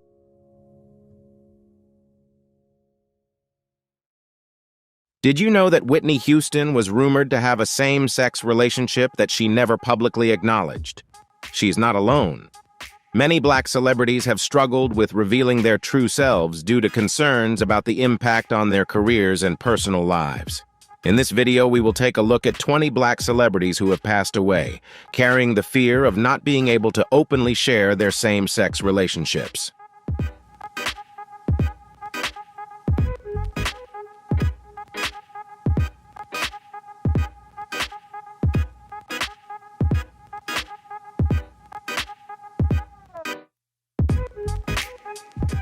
Josephine Baker was not only a talented artist, but also an extraordinary individual. Born into poverty in St. Louis, Missouri in 1906, She faced unimaginable challenges as a child, yet she rose to become one of the most beloved artists in the world. Upon moving to Paris in the 1920s, Baker captivated audiences with her daring and energetic dance performances. Her career breakthrough came in La Revue Negre, where her magnetic presence and energetic moves set her apart. The French loved her, and she became a phenomenon, headlining sellout shows at the famed Folies Bergère.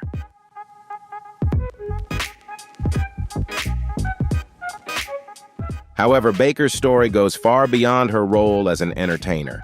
During World War II, she served as a spy for the French resistance, using her charm and connections to gather crucial intelligence against the Nazi regime.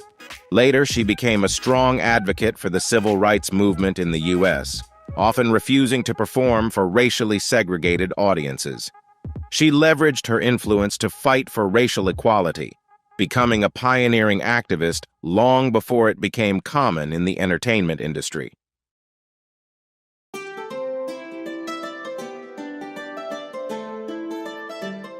After the spotlight faded, Baker kept her personal life private. Although she had been married multiple times and adopted 12 children from various countries, her relationships with women remained unpublicized. The rumored romance with Mexican artist Frida Kahlo is one of the most talked about stories, even though neither of them ever publicly addressed it. Baker's close friends were aware of her bisexuality, but for someone of her status at that time, acknowledging such relationships would have been seen as career suicide. Despite her boldness in many aspects of life, Baker chose to keep this part of her personal life hidden. She passed away in 1975 at the age of 68, leaving behind a significant legacy as an artist and a civil rights icon.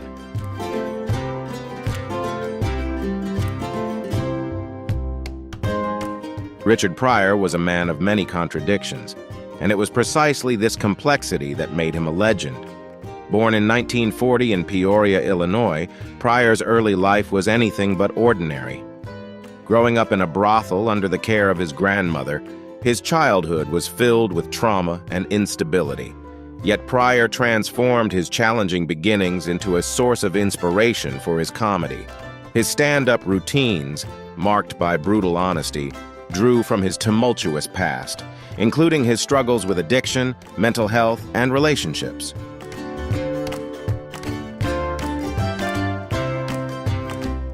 As Pryor's fame soared in the 1970s and 1980s, he became known for his fearless comedic style. No topic was off limits in his performances, covering everything from race, drugs, and politics to his own personal flaws. However, one aspect of his life that received less attention was his bisexuality.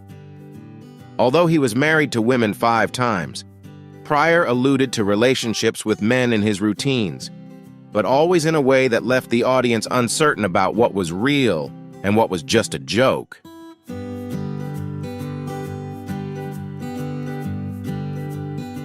The truth behind these jokes was only revealed years after Pryor's death. In a 2018 interview, music legend Quincy Jones disclosed that Pryor had an intimate relationship with actor Marlon Brando.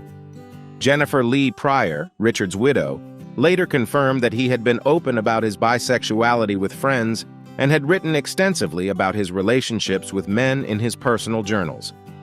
However, Pryor never publicly spoke about this during his lifetime. He passed away in 2005 from a heart attack after years of battling multiple sclerosis. While he broke numerous barriers in comedy and challenged social norms, his personal life remained a mystery, particularly concerning his relationships with men.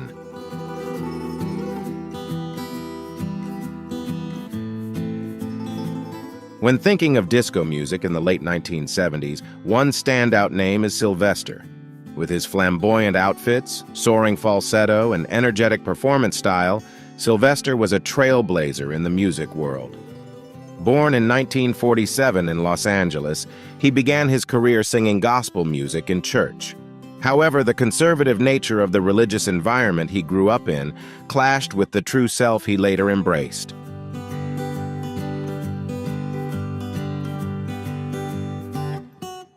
As an adult, Sylvester moved to San Francisco, where he found his place in the city's growing counterculture and LGBTQ+ community. It was in San Francisco that Sylvester began to express his true self both musically and personally. His hit, "You Make Me Feel Mighty Real," became a powerful anthem that celebrated being unapologetically true to yourself.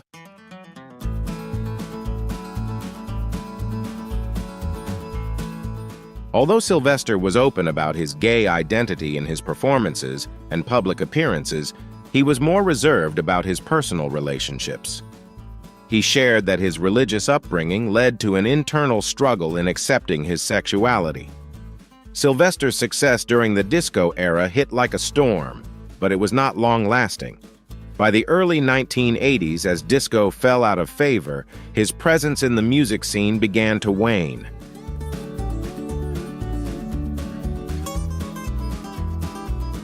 However, he did not let the changing tastes of the industry dim his spirit. Sylvester became a strong advocate for LGBTQ+ rights, especially as the AIDS crisis began to devastate the community. Tragically, Sylvester himself was not spared from this disease. He passed away in 1988 at the age of 41. While his time in the spotlight was relatively brief, his impact on music and LGBTQ+ culture remains profound.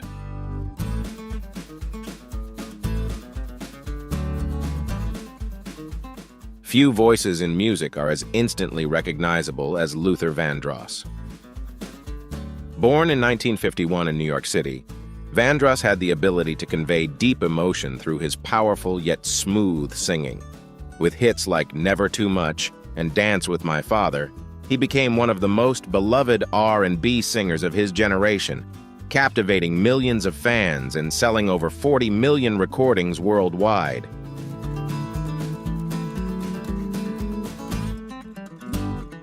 Although Luther's music was filled with passion and love, he rarely spoke about his personal life. Unlike many celebrities of his stature, Vandross never publicly dated anyone. Over time, rumors about his sexuality began to surface. Close friends later revealed that Luther was actually gay, but he chose not to come out publicly for fear of losing his female fan base, who adored his romantic ballads.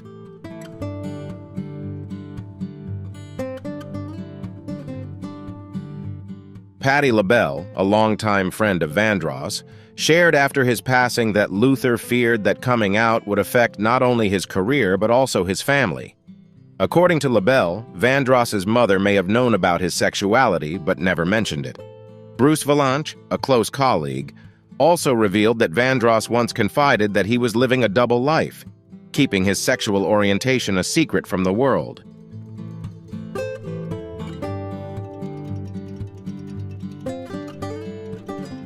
In an industry where being openly gay can still ruin careers, especially for a black artist, Vandross felt the need to remain in the shadows. In 2005, Luther Vandross passed away due to complications from a stroke. With his departure, the world lost one of its most cherished voices. His music continues to touch the hearts of many, but his personal struggles with his sexuality were only revealed after his death.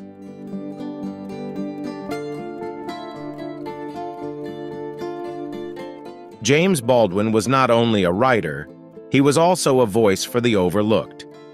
Born in 1924 in Harlem, Baldwin grew up in a deeply religious family.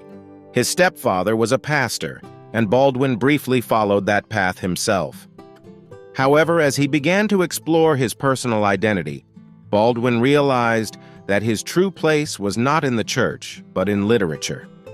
He left the United States for Paris in the 1940s, seeking a space where he could write about race and sexuality without the constraints imposed by American society.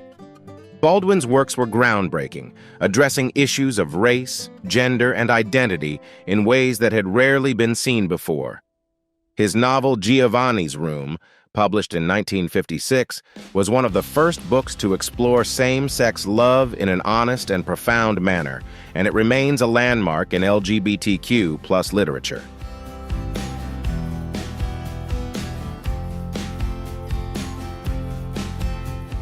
Although Baldwin was open about his sexuality in his works, He kept his personal life private. He never made a grand statement about being gay, allowing his characters and essays to speak for him. Nonetheless, during his lifetime, being both black and gay was a dangerous formula, particularly in the United States. Baldwin faced relentless racism and homophobia, but he never allowed these obstacles to silence his voice. He passed away in 1987, but his words and works continue to resonate, inspiring generations of new writers and activists. While he was more open than many of his contemporaries, Baldwin's personal life remained a mystery. He chose to focus on the social injustices he fought against rather than narrating his own story.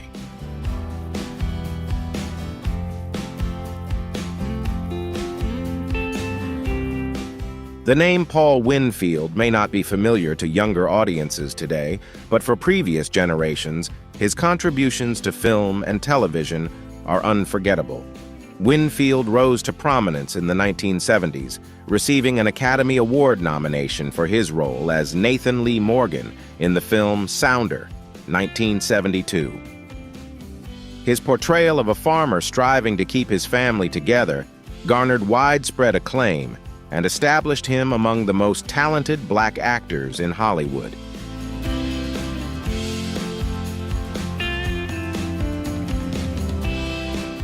Winfield wasn't just famous for one role. He also played Dr. Martin Luther King Jr. in the film series King, 1978. Despite his fame, Winfield was known for keeping his personal life private, especially when it came to his sexuality. Hollywood in the 1970s and 1980s was not a welcoming place for openly gay actors, and Winfield skillfully navigated the industry while keeping his private life hidden.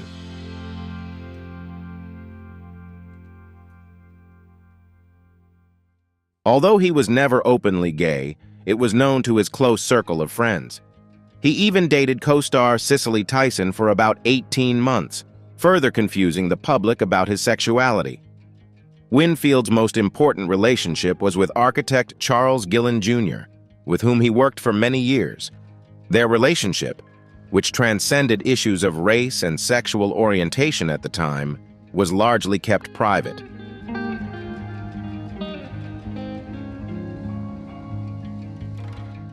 When Charles died in 2002, Winfield was deeply affected. He also struggled with health issues, including obesity and diabetes, and eventually died of a heart attack in 2004. Despite facing many challenges in an era when being black and gay in Hollywood was not accepted, Paul Winfield lived a life that left an indelible mark on American film and television.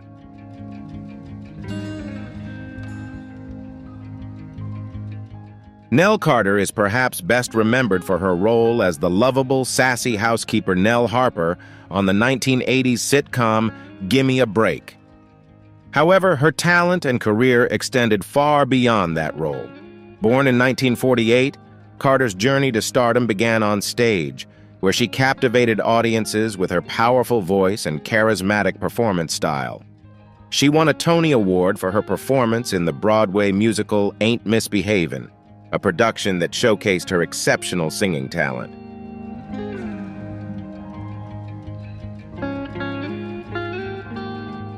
Carter was already a household name when Gimme a Break came out, and the show only cemented her place in television history. Despite her success, however, Carter's life was not easy. She struggled with health issues throughout her career, including diabetes and weight. After several miscarriages, she decided to adopt and became the proud mother of 3 children.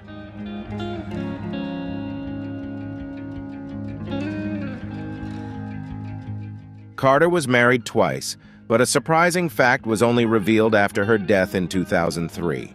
Fans and even some family members learned about her long-term relationship with Ann Castor. Ann lived with Nell for many years at her Beverly Hills home, and their relationship went beyond friendship.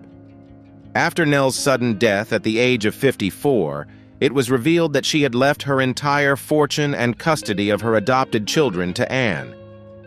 The revelation was a huge surprise, not only because of the secrecy surrounding their relationship, but also because it showed how central Ann was to Nell's life.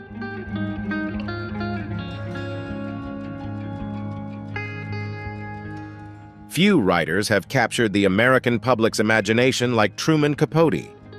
Born in 1924, Capote became a literary icon for his razor-sharp storytelling and ability to delve into the depths of the human psyche.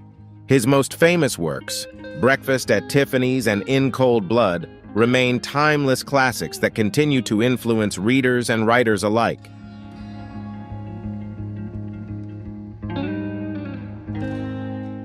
Capote was notable not only for his literary talent, but also for his openness about his sexuality in a time when being openly gay was highly stigmatized. He never hid his true self, and his vibrant personality made him a fixture in high society circles. His relationships with men were often open secrets.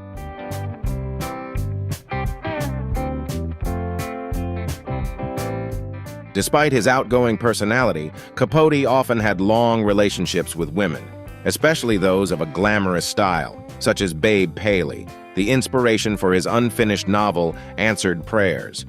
Sadly, Capote's later years were clouded by addiction and personal turmoil. He died in 1984 at the age of 59 from complications related to addiction.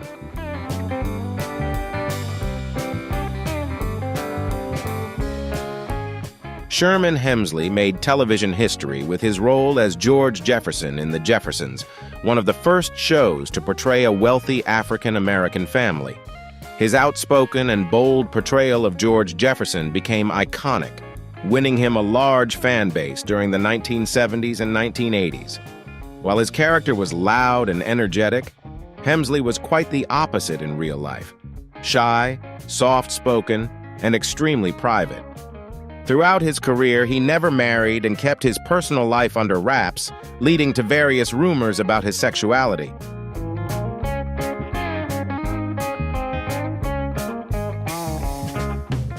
Despite the long-standing rumors, Hemsley never publicly addressed the issue. After his passing in 2012 from lung cancer, several close friends, including actor Garrett Morris, confirmed that Hemsley was gay and had lived a private life throughout his years. Hemsley's life serves as an example of the challenges that gay black men faced in Hollywood, particularly during the 1970s and 1980s. Nevertheless, he left behind a remarkable legacy in American television history.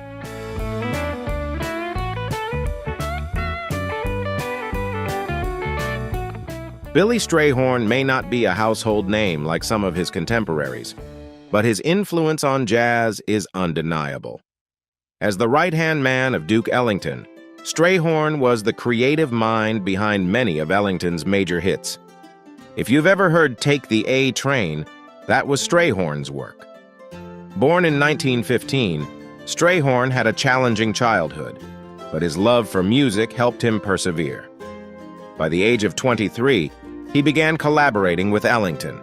Strayhorn was not only a talented composer and pianist, but also a pioneer for the LGBTQ+ community in the music world.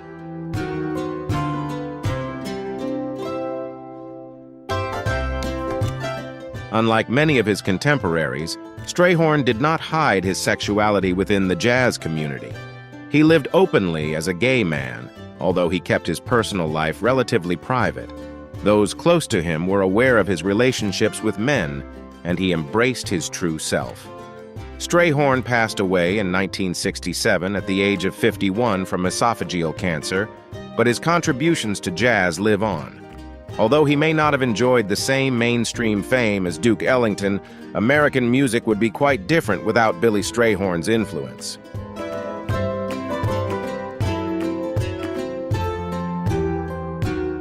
Whitney Houston was not just a star, she was an icon, a music legend, and a familiar face on magazines, billboards, and screens for decades.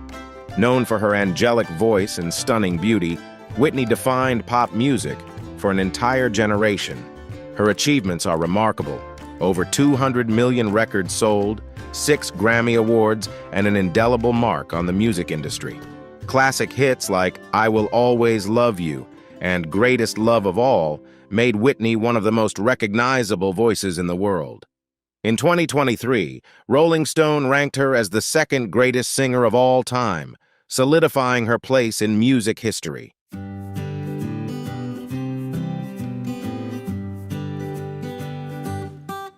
However, behind the dazzling lights and sold-out concerts, Whitney Houston's life was much more complex. She struggled with addiction for many years, a battle that ultimately led to her tragic death in 2012.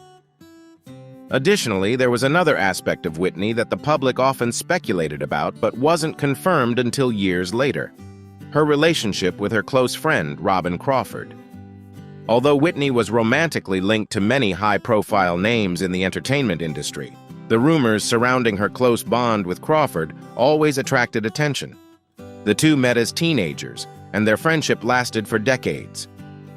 In 2019, Crawford revealed in her memoir that their relationship in the early days transcended friendship, hinting at a romantic connection that both had kept private.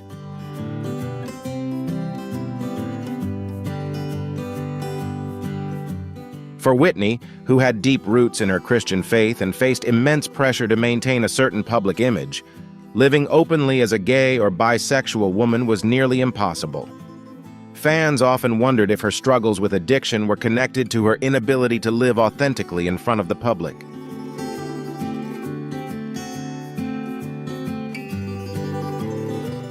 When it comes to groundbreaking science fiction, Octavia Butler is a literary icon.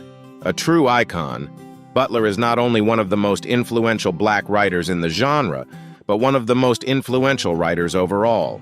Born in 1947, Butler made a name for herself in a genre that was traditionally unwelcoming to women, let alone Black women. She broke barriers with novels like Kindred and Parable of the Sower, which combined science fiction with themes of race, gender, and power. Butler was very private about her personal life, which led to much speculation about her sexuality. While she never publicly identified as LGBTQ+, those close to her speculated that Butler may have been a lesbian.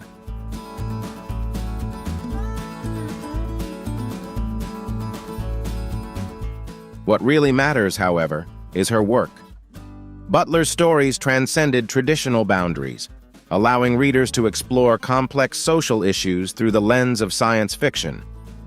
She passed away in 2006, leaving behind a legacy that continues to inspire new generations of writers, especially women of color drawn to the genre.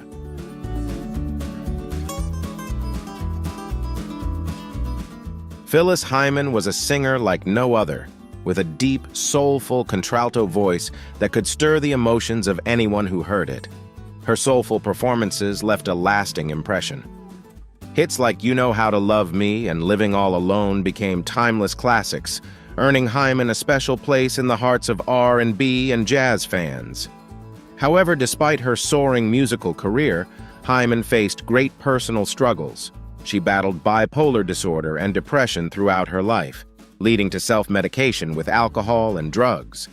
Despite her fame, she was always open about her mental health issues, openly sharing the emotional turmoil she endured.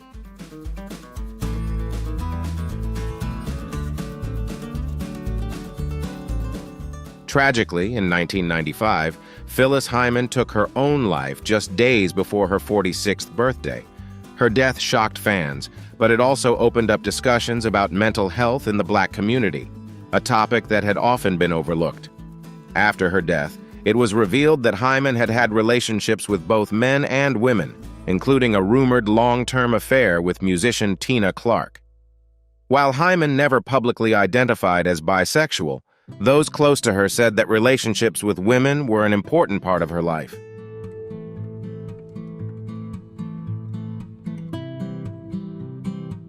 When it comes to pioneering artists, Ma Rainey is a name that cannot be overlooked. Known as the Mother of the Blues, Ma Rainey was one of the first professional blues singers and one of the first African-American artists to record her music. Born in 1886, Ma Rainey's voice was powerful and soulful, and her raw performances had an undeniable influence on the blues genre.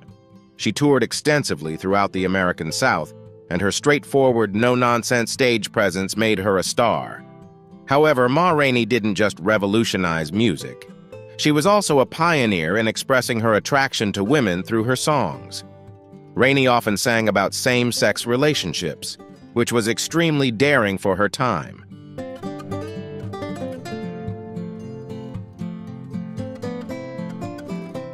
Although she was married to a man for most of her life, Rainey was not afraid to speak out about same-sex relationships, both in her music and in her personal life.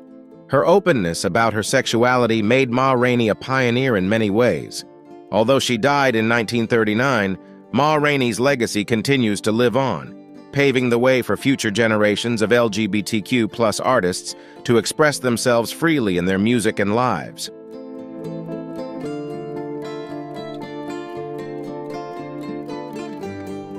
Bessie Smith, affectionately known as the Empress of the Blues, was not just a singer, but a cultural phenomenon. Born in 1894 in Chattanooga, Tennessee, Bessie rose from humble beginnings to become one of the most influential artists in American music history. With her powerful and emotive voice, she brought the blues to the forefront of the music scene in the 1920s and 1930s, a time when the genre was predominantly male-dominated. Songs like Downhearted Blues and Nobody Knows You When You're Down and Out became classics, reflecting the pain and resilience that resonated with the struggles many of her audience faced. Bessie didn't just perform. She truly commanded the stage, delivering an electrifying presence in every note she sang.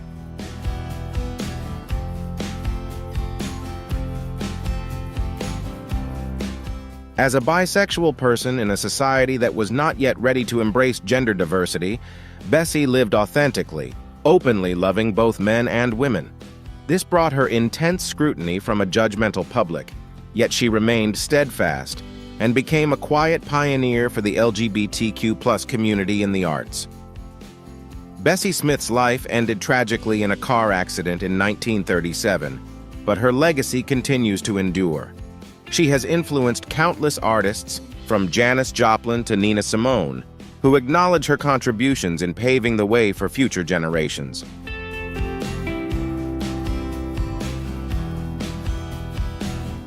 Barbara Jordan was not only a politician, but also a pioneering symbol in American history. Born in 1936 in Houston, Texas, she faced the harsh realities of racism and discrimination from a young age. However, she overcame these challenges to become the first African-American woman elected to the Texas Senate since Reconstruction, a remarkable achievement that showcased her intellect, perseverance, and unwavering commitment to civil rights.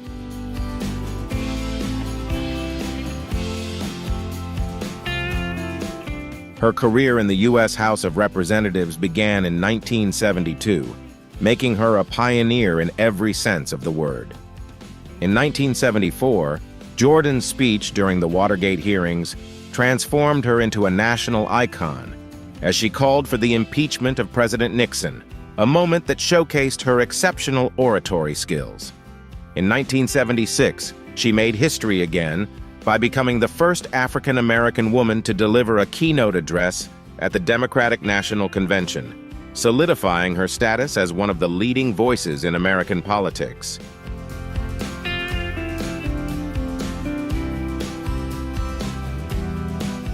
Jordan also had a long, loving relationship with her partner, Nancy Earl, which lasted over 30 years.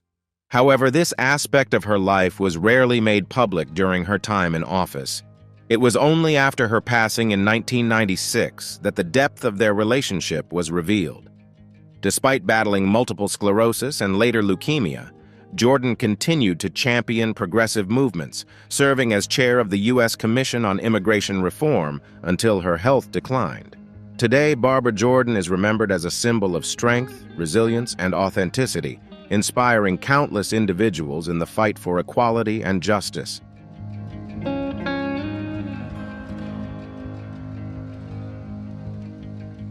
Jackie "Moms" Mabley was a trailblazer in the world of comedy, paving the way for many generations of female comedians with her humorous, heartfelt, and unyielding style.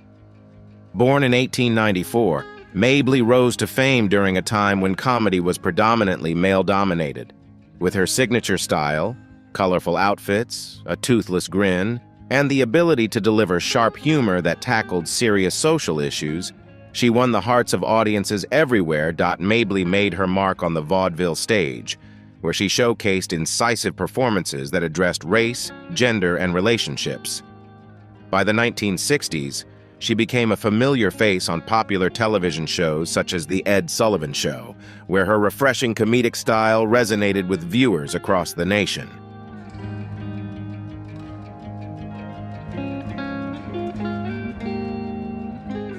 Behind her humorous style, Mabley had a vibrant personal life. She was open about her sexuality and had numerous relationships with women throughout her life.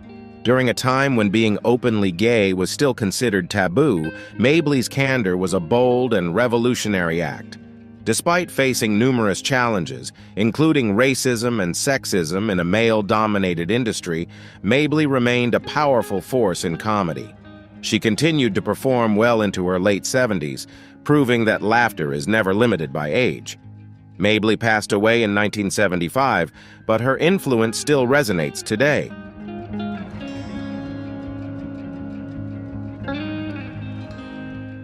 Thank you for watching today's video about the celebrities we explored. Who do you think has changed the most over time? We would love to hear your thoughts, so please share them in the comments below. Don't forget to like this video for good luck next time. And if you haven't subscribed yet, hit the subscribe button now so you don't miss any future videos. We'll see you in the next video, where we'll continue to explore more interesting and captivating stories from the world of celebrity.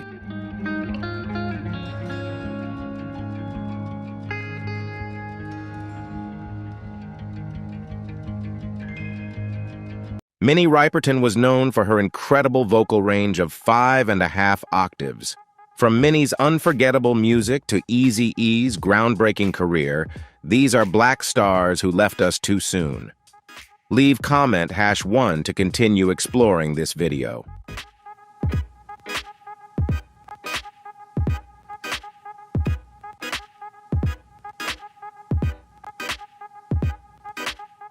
Charmaine Maxwell, commonly known as Maxie, was a talented singer famous for the R&B group Brownstone in the 1990s. Emotional hits like If You Love Me brought the group to fame, and Maxie's unique voice added a special energy to their music. However, on February 28th, tragedy struck when she suffered a fatal accident at home. She fell, and her neck was cut by a wine glass in a freak incident. Everyone who knew her was shocked and saddened by the unfortunate news.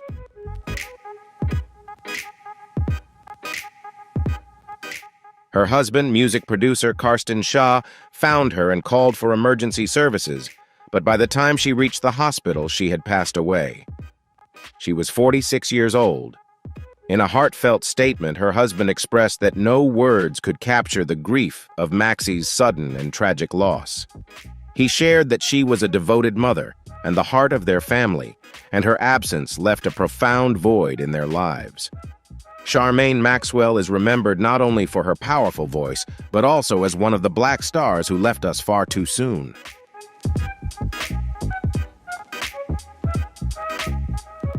Anthony Mason was a basketball star whose years in the NBA, especially playing for the New York Knicks, will never be forgotten. His playing style and dedication captivated fans throughout his 13-year career. The intensity he brought to every game made Knicks fans fall in love with him during the 1990s when he was a key part of the team. Standing at 6'7" inches, 2.01 m, with a strong physique, Mason was always a standout on the court, making it even harder for opponents to face him.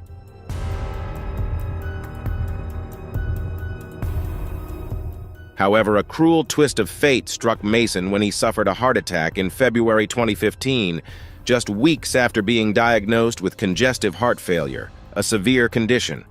Despite fighting hard, Mason passed away on February 28, 2015, at the age of 48. Years have passed since Mason's tragic death, but the void he left in the lives of his family, friends, and fans remains. Mason is remembered not just as an athlete, but as one of the black stars who left us too soon. Although Mason's career and life were cut short, the impact he had on the game and his fans remains powerful and unwavering.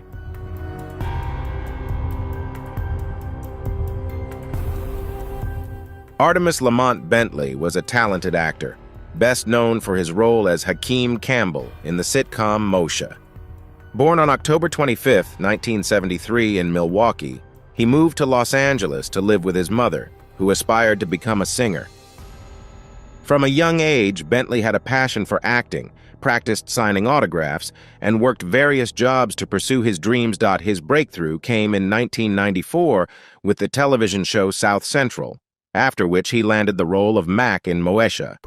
He also appeared in the horror film Tales from the Hood and the 2001 film The Wash alongside Dr. Dre and Snoop Dogg. Tragically, Bentley passed away on January 19, 2005, when the car he was in lost control on Highway 118 near Simi Valley, California.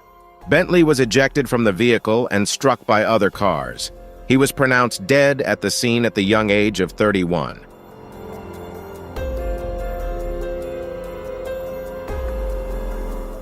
Joanne Borgella was a talented model and singer who captured the hearts of many with her grace and strong determination.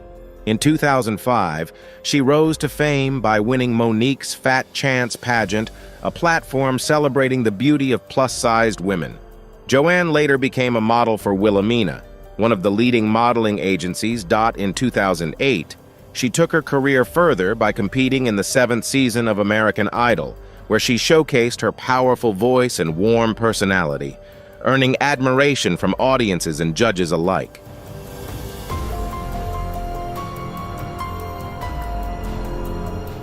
However, in 2013, Joanne was diagnosed with endometrial cancer. She fought bravely and inspired many with her resilience. Despite her courageous battle, Joanne passed away on October 18, 2014, at the young age of 32. Her untimely passing deeply moved everyone who knew her story and admired her talent. Joanne's life journey left behind a lasting legacy.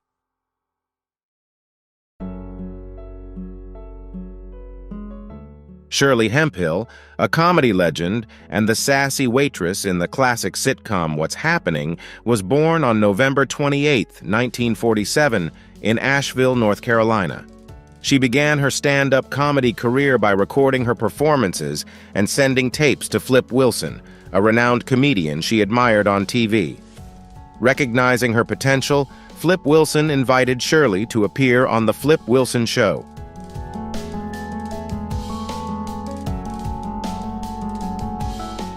In 1976, she was cast in the sitcom What's Happening, where her humorous character brought laughter to audiences. After the show ended due to conflicts between the cast and production team, Shirley continued her career with her own sitcom, One in a Million, and made guest appearances on shows like The Love Boat and Trapper John. However, Shirley's career was tragically cut short when she passed away from kidney failure on December 10, 1999. Her body was discovered at her California home after friends raised concerns.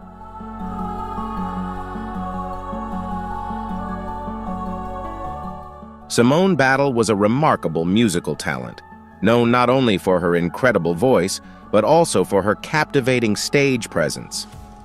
In 2011, she participated in The X Factor, where her outstanding performances caught the attention of fans and music producers alike. After the show, Simone joined the girl group GRL, which became famous for its catchy songs and energetic performances. Tragically, Simone ended her own life on September 5, 2014, at just 25 years old. Her passing was a profound loss to her family, friends, and the entire music world. Many colleagues and fans praised her kindness, vibrant spirit, and dedication to the arts.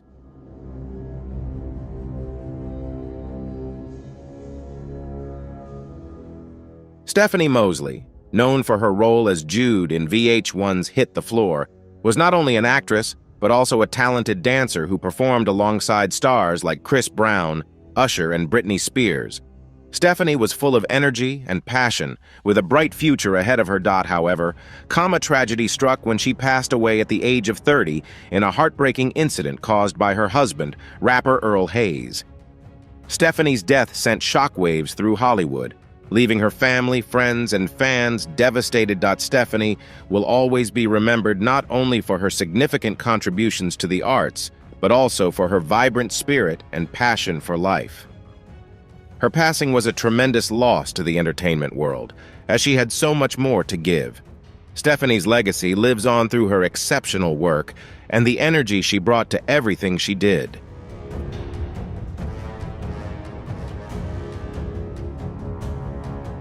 Why Hughes Draper Jr. gained fame for his portrayal of Michael Jackson in the miniseries The Jacksons, An American Dream, where his talent truly shined. Born in West Virginia, Y began learning to dance at a young age and later became a performer at Disney World. Y's breakthrough came with his role as Michael Jackson, particularly leaving a mark with his Billie Jean performance. This role not only earned him the attention of Michael Jackson himself, but also led to his participation in the iconic Remember the Time music video. Tragically, Y passed away in 1993 at the young age of 24 due to a rare form of leukemia. In his memory, his family established the Y. Draper Foundation to support young artists and raise awareness about bone marrow donations within the African American community.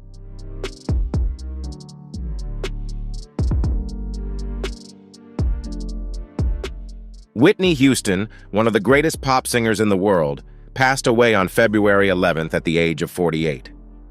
Known for her extraordinary talent and powerful voice, Whitney made history with hits like I Will Always Love You and Greatest Love of All. Her stature, passion, and charisma helped her become one of the best-selling music artists of all time. Whitney even set a record with 7 consecutive #1 hits, showcasing her exceptional talent and cementing her legacy as a music icon.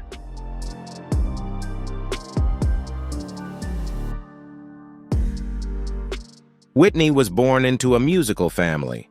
Her mother, Cissy Houston, was a gospel singer, and her cousin, Dionne Warwick, was a renowned soul artist.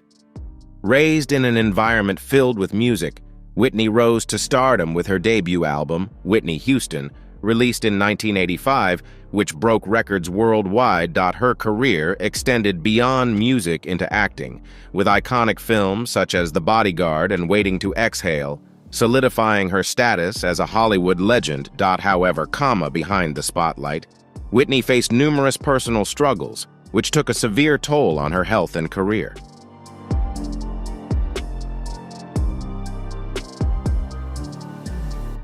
Heavy D, whose real name was Dwight Arrington Myers, was a beloved rap legend known for his unique style and powerful voice. He and his group, Heavy D and the Boys, rose to prominence in the late 1980s and early 1990s with hits like Now That We Found Love and Somebody for Me. Heavy D became an icon in the rap and hip-hop community, known for his upbeat and joyful music that inspired fans and fellow artists alike. However, on November 8, 2011, the world was shocked by Heavy D's sudden passing. He collapsed in the hallway of his apartment in Los Angeles, and despite being rushed to the hospital, he did not survive. Heavy D passed away at the age of 44, leaving a significant void in the hip-hop community, where he is remembered as a talented artist and a source of positive energy.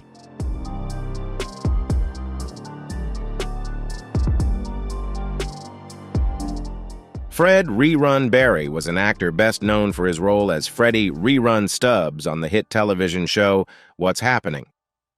With his signature red beret, suspenders, and slick dance moves, Fred became a comedic icon from 1976 to 1979 while the show aired.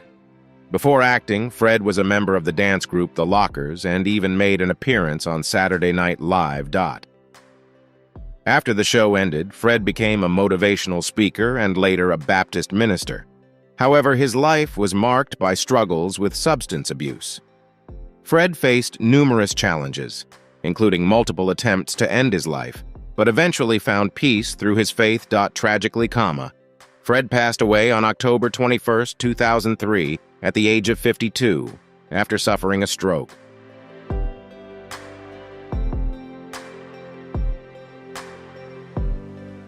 Aaliyah was a true star who left us far too soon. Beginning her music and acting career at a young age, she quickly rose to fame for her beautiful voice, acting talent, and captivating looks. Born on January 16, 1979, Aaliyah first gained attention with her debut album, Age Ain't Nothing But a Number, in 1994. Her music blended R&B and hip-hop with hits like Try Again and Are You That Somebody, making her one of the most influential artists of the 1990s. Aaliyah also ventured into acting, starring in films such as Romeo Must Die and Queen of the Damned. Tragically, on August 25, 2001, Aaliyah died in a plane crash at the young age of 22. Her passing was a tremendous loss, not only to the music world but to the entire entertainment industry.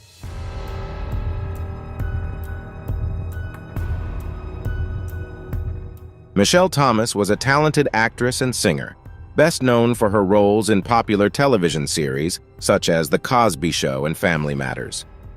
Born on September 23, 1968, in Brooklyn, Massachusetts, Michelle inherited her musical talent from her father, a saxophonist in the legendary band Kool and the Gang. At the age of 15, she won the title of Miss Talented Teen International.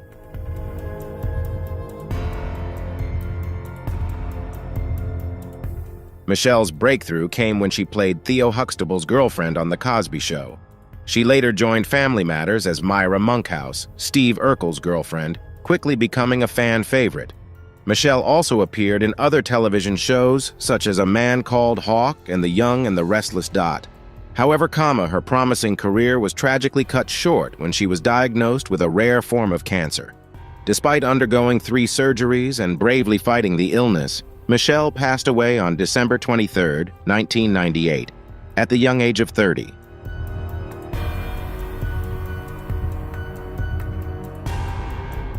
Tupac Shakur was a legendary rapper, actor, and social activist whose voice still resonates today. His lyrics reflected life's struggles and societal issues, making him the voice of the voiceless in the 1990s. Hits like Changes, Dear Mama, and California Love solidified his place in the hearts of fans around the world.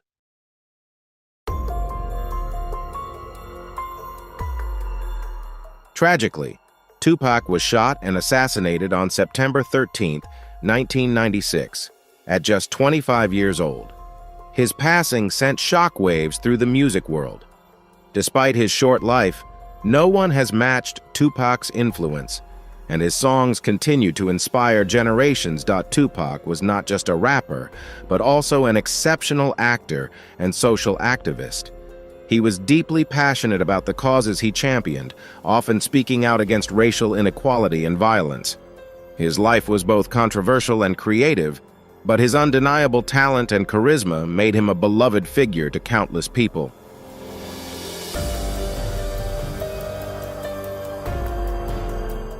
Lynn Thigpen was an incredible acting talent, excelling both on stage and in television. She first captured audiences' attention with her outstanding stage performances, earning a Tony Award in 1997 for her role in An American Daughter. However, she is perhaps best remembered for her role as the Chief in the popular PBS children's show, Where in the World is Carmen Sandiego? Born in 1948 in Joliet, Illinois, Lynn was an English teacher before discovering her true passion for acting. After studying theater at the University of Illinois, she moved to New York and appeared in numerous films, television shows, and musicals, including Lean on Me, Shaft, and Bear in the Big Blue House.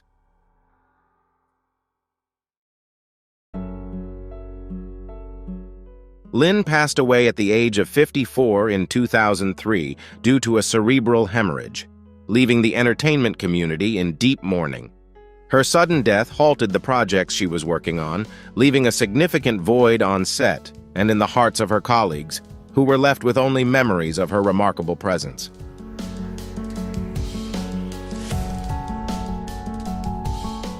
The notorious Big, also known as Biggie Smalls, is still regarded as one of the greatest rappers of all time. With his smooth flow and exceptional storytelling ability, he quickly became a shining star in the 1990s. His masterpieces, Ready to Die and Life After Death, remain timeless classics in the hip-hop world. Biggie was known for his raw lyrics about street life and his larger-than-life persona, which made him a standout in the rap community. Tragically, Biggie passed away at the age of 24 in a drive-by shooting in Los Angeles on March 9, 1997. To this day, the case remains an unsolved mystery.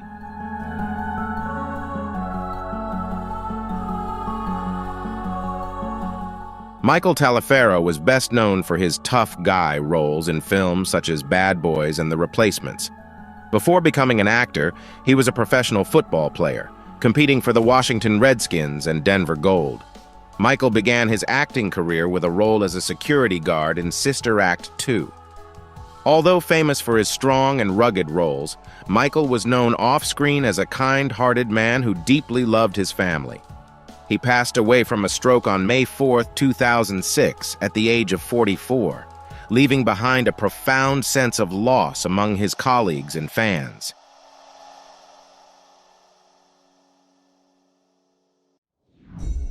Florence Griffith Joyner, commonly known as Flo Jo, was one of the greatest track and field athletes of all time. She was renowned for her lightning speed and stylish racing outfits. Flo Jo brought home 3 gold medals and 1 silver from the 1988 Summer Olympics in Seoul, where she set world records in the 100m, 200m, and 4x100m relay, records that remain unbroken to this day.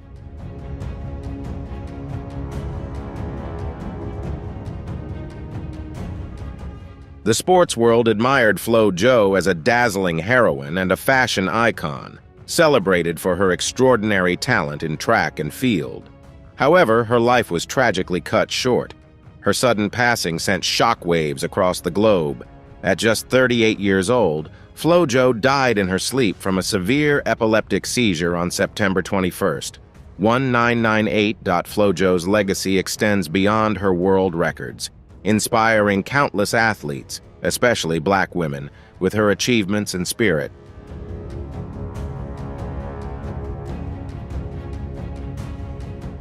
Natalie Del Reed was a successful film and television actress who appeared in numerous well-known movies and TV shows.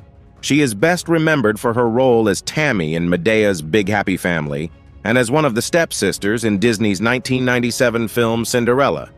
Natalie also starred in films such as Set It Off, Baps, and the TV series Eve, where she played the character J.A. Natalie brought these roles to life with exceptional performances, making her a beloved figure in the entertainment industry.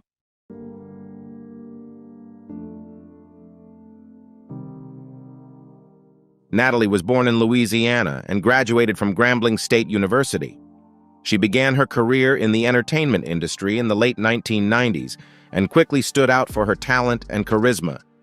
Over the years, she gained recognition for her ability to portray both strong comedic characters and deeply authentic dramatic roles.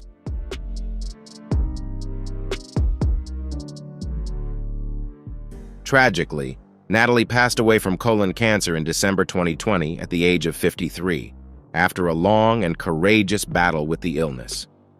News of her passing left fans and loved ones deeply shocked. At her funeral, prominent stars such as Issa Rae and Halle Berry paid tribute to her legacy.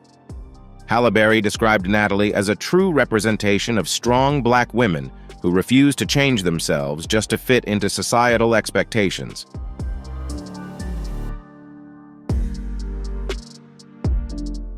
Eazy-E was a pioneer of West Coast rap and is considered one of the founding members of the legendary group NWA. His sharp lyrics and unique style helped shape the hip-hop genre in the late 1980s and early 1990s. Dubbed the godfather of gangsta rap, albums like Straight Outta Compton and Easy Does It sparked a revolution in the music scene. Eazy-E also founded Ruthless Records, a label that launched many other artists to fame and fortune. Tragically, Eazy-E passed away from AIDS-related complications at the young age of 31. His death sent shockwaves through the world, leaving a significant void in the hip-hop community.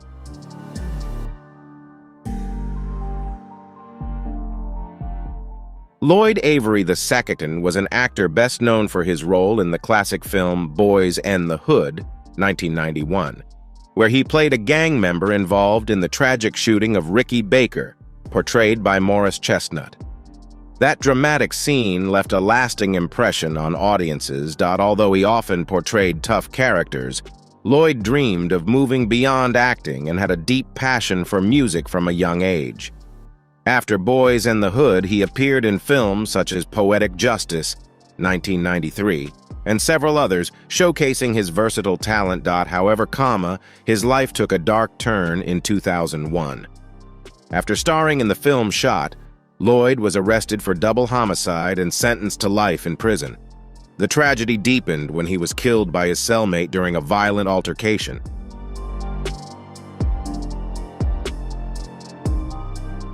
Legendary soul singer Sam Cooke continues to touch hearts with his music to this day.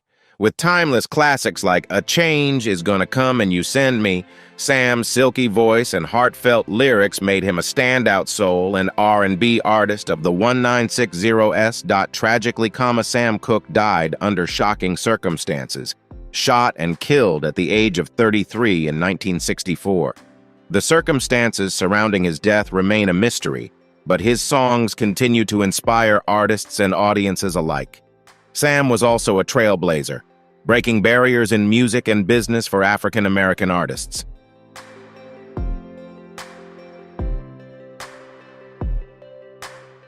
Otis Redding was an unforgettable soul singer.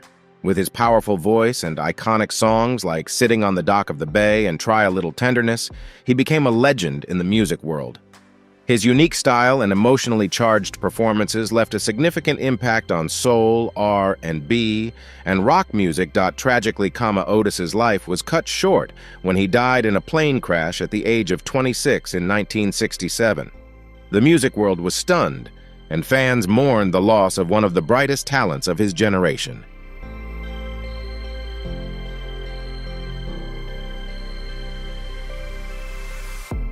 Just think of Minnie Riperton, a talented singer with a voice that is truly unforgettable. Her vocal range spanned over 5.5 octaves, a remarkable feat. With the beauty and power of her voice, songs like Lovin' You made her an instant sensation. Tragically, Minnie's short life came to an end when she passed away at the age of 31 from breast cancer. For over a decade, she battled the illness, continuing to perform and inspire many young people along the way. Minnie remains one of the greatest voices in music history, celebrated for her unique sound and extraordinary talent.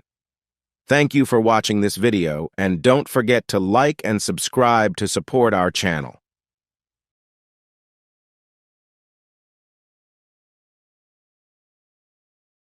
Rap artist Eazy-E passed away from AIDS just 10 days after revealing his diagnosis. The AIDS epidemic had a profound impact on many communities, including Black actors whose lives and careers were tragically cut short by the disease. Their stories often went untold, overshadowed by stigma and fear, yet their legacies continue to resonate in the entertainment industry and beyond. From silver screen legends to music pioneers, these actors faced a silent battle that forever changed their lives and art. Leave a comment with #1 and join us as we explore the lives of 15 Black actors who faced AIDS and left a lasting legacy. Howard Rollins Jr. was an emerging star in Hollywood, known for his powerful performances in films like Ragtime, 1981, and A Soldier's Story, 1984. His breakthrough role as Cole House Walker Jr. in Ragtime earned him critical acclaim and an Academy Award nomination for Best Supporting Actor, making him one of the few Black actors of his time to receive such recognition. Rollins was expected to have a successful career, but behind the spotlight, he struggled with personal issues that later impacted his career.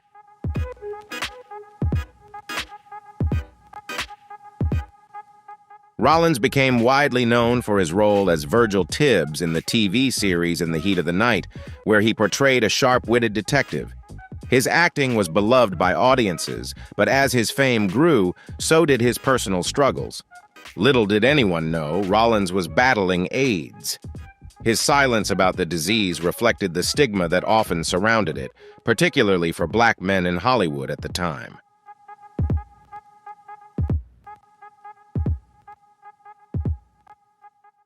Rollins' health and struggles with addiction began to affect his work. He was arrested multiple times on drug-related charges, and his erratic behavior led to his replacement on In the Heat of the Night in later seasons. Despite attempts to maintain his public image, his condition worsened, and his career opportunities dwindled. Ultimately, Rollins' battle with AIDS remained largely unknown until his death in 1996 at the age of 46.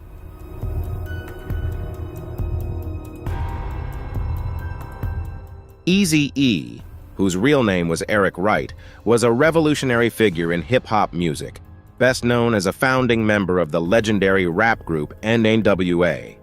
His bold, unapologetic style helped shape the gangsta rap genre and brought to light the harsh realities of life in South-Central Los Angeles. Songs like Boys in the Hood and NWA's album Straight Outta Compton became anthems for a generation struggling with systemic racism and police brutality, making Eazy-E a cultural icon in the late 1980s and early 1990s.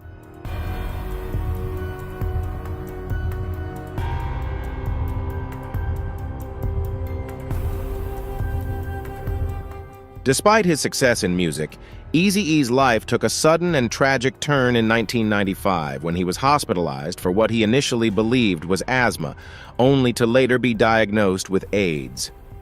The news shocked his fans and the hip-hop community, as AIDS was still heavily stigmatized, particularly within the Black and urban communities. Just a month after his diagnosis, Eazy-E passed away at the age of 30, leaving behind a legacy as a pioneering figure in West Coast rap and a stark reminder of the dangers of AIDS, while also cementing his place as one of the founders of gangsta rap.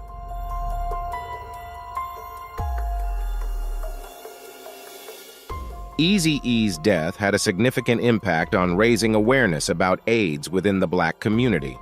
At the time, HIV/AIDS was often viewed as a disease affecting white gay men. But Eazy-E's story shattered that misconception.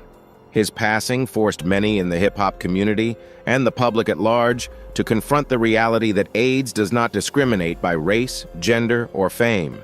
His death highlighted the need for broader education and understanding of the disease, especially in communities where it was heavily stigmatized.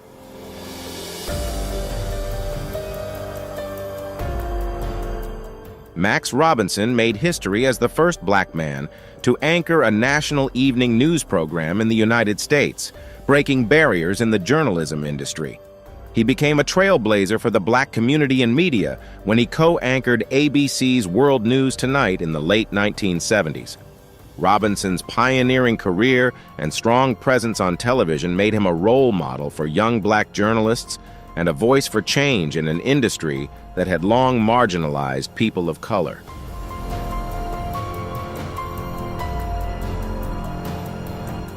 Despite achieving great success in his career, Robinson faced serious health issues when he was diagnosed with AIDS in the late 1980s. He chose to keep his diagnosis private, reflecting the strong stigma surrounding AIDS, particularly within the Black community. Robinson's battle with the disease was not revealed until after his death in 1988 at the age of 49. His passing not only shocked the public, but also highlighted the lack of discussion about the impact of AIDS on the Black community, where fear and stigma were still prevalent.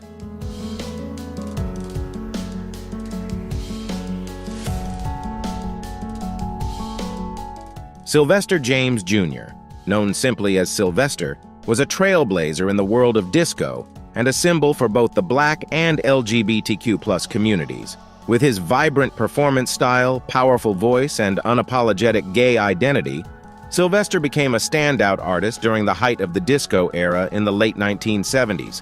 His hits like You Make Me Feel Mighty Real and Dance Disco Heat became anthems of liberation for many marginalized groups, celebrating individuality, self-expression, and freedom.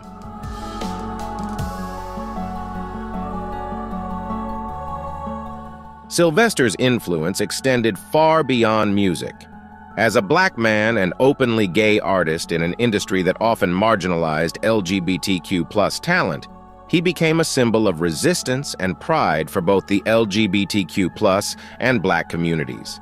A strikingly handsome and talented, openly gay man, Sylvester's style blended flamboyance with high-energy performances, challenging traditional gender norms and racial stereotypes.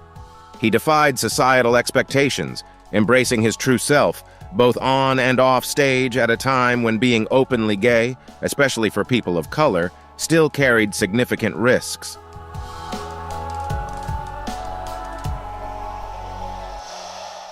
In the 1980s, the AIDS epidemic devastated the LGBTQ+ community, and Sylvester was one of the prominent figures affected.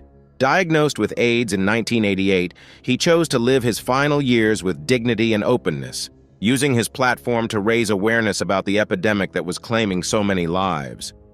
Sylvester publicly acknowledged his illness, a bold move at a time when AIDS was still heavily stigmatized, particularly within the Black and gay communities. His decision to speak out helped bring visibility to the crisis, challenging the silence and fear surrounding the disease.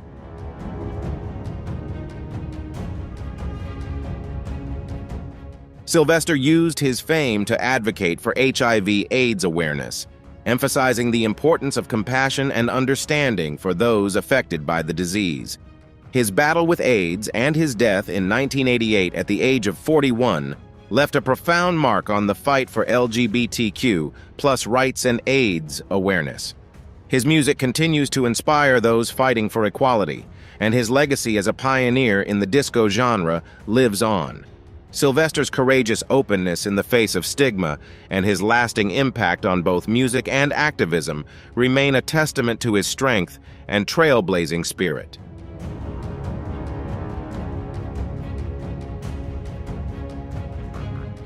Reggie White, also known as the Minister of Defense, was a legendary football player who left an indelible mark both on the NFL and in the hearts of fans. With a career spanning 15 years, White is regarded as one of the greatest defensive players in football history. Not only was he a dominant force on the field with remarkable strength and agility, but he was also deeply committed to his Christian faith, which earned him his famous nickname. Beyond his football career, White briefly ventured into acting, taking on several roles that showcased his larger-than-life presence. His legacy extends beyond his athletic prowess, as he became an influential figure both in sports and in his community.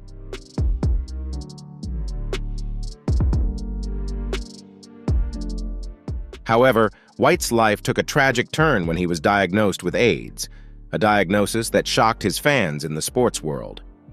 Known for his strong religious views, White's diagnosis sparked a wider conversation about the intersection of faith, illness, and stigma, particularly within Black and Christian communities, where AIDS was often misunderstood or feared. White's battle with AIDS was public, and he used his platform to speak openly about the disease, hoping to dispel misconceptions and raise awareness. His courage in facing the illness and his decision to speak out left a lasting impact on both the sports world and the general public. Reggie White passed away in 2004 at the age of 43, but his legacy as a football legend and advocate for AIDS awareness endures.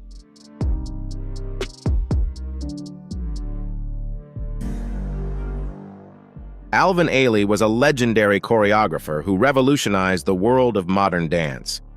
Born in 1931 in Texas, Ailey faced a life filled with hardship and racial discrimination, but he found solace in art and eventually discovered his passion for dance. In 1958, he founded the Alvin Ailey American Dance Theater, a renowned dance company known for honoring African American culture and blending modern jazz with ballet. His most famous work, Revelations, is a legendary piece that explores gospel hymns, spirituals, and the African American experience in the United States.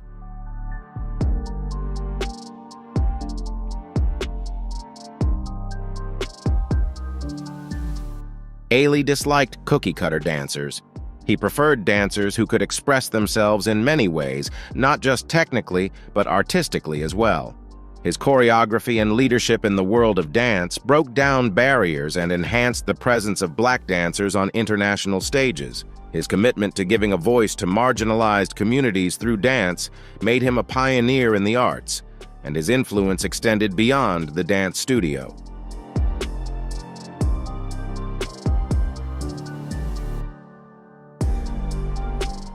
However, behind his success, Ellis silently battled with AIDS at a time when the disease was heavily stigmatized, especially within the Black community and the arts world. Ellis chose to keep his diagnosis private. The AIDS epidemic had already claimed the lives of many artists, particularly within the LGBTQ+ community, and Ellis was no exception. He continued to work, choreographing and inspiring others, despite his declining health. Ellis passed away in 1989 at the age of 58, marking a significant loss for the world of art.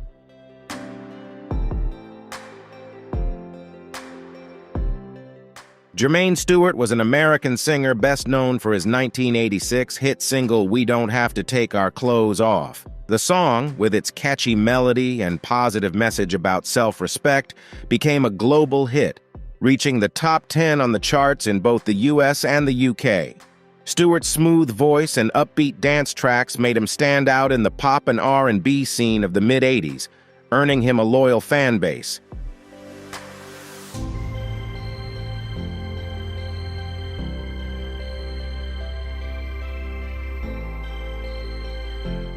Stewart began his career as a dancer and backup singer for groups like Shalimar before stepping into the spotlight as a solo artist. His breakout success with "We Don't Have to Take Our Clothes Off" marked him as a fresh voice in pop music, and he went on to release other upbeat hits like "Jody" and "Say It Again." However, despite his success in the music industry, Stewart's career began to decline by the late 1980s. In the early 1990s, his health began to deteriorate, and he was diagnosed with AIDS. Like many others during that time, he kept his diagnosis private due to the stigma surrounding the disease. Unfortunately, the illness claimed Stewart's life in 1997 at the age of 39.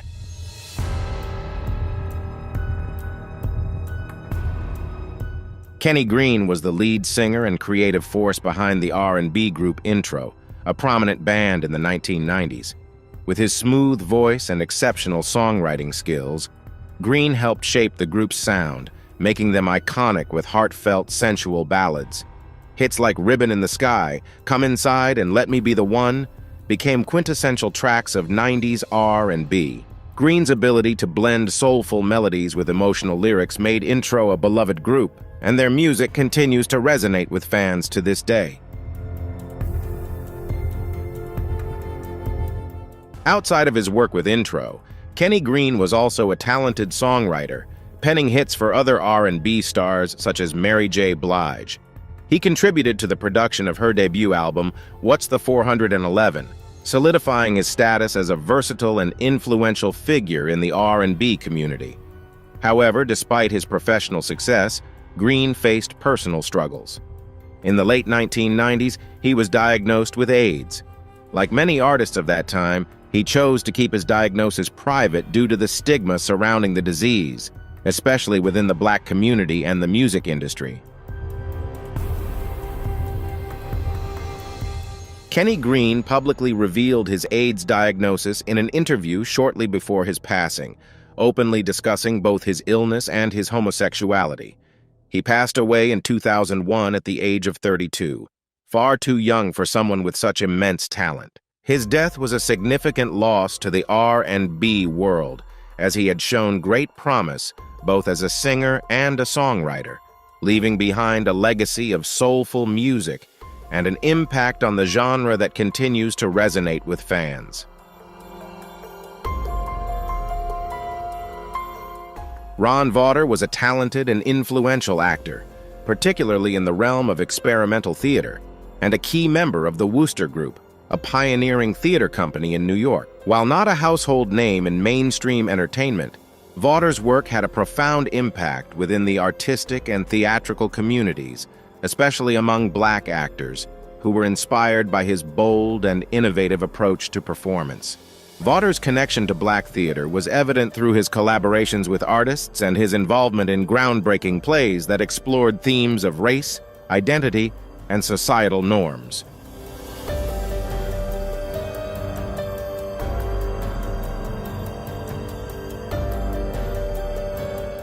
The Wooster Group, known for its experimental and groundbreaking productions, often tackled social and political issues, making Ron Vaughter's work particularly meaningful in Black theater and for actors involved in challenging mainstream narratives.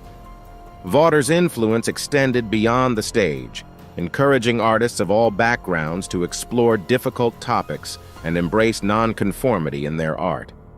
In the early 1990s, Vaughter was diagnosed with AIDS, a disease that claimed the lives of many within the theater and LGBTQ+ communities.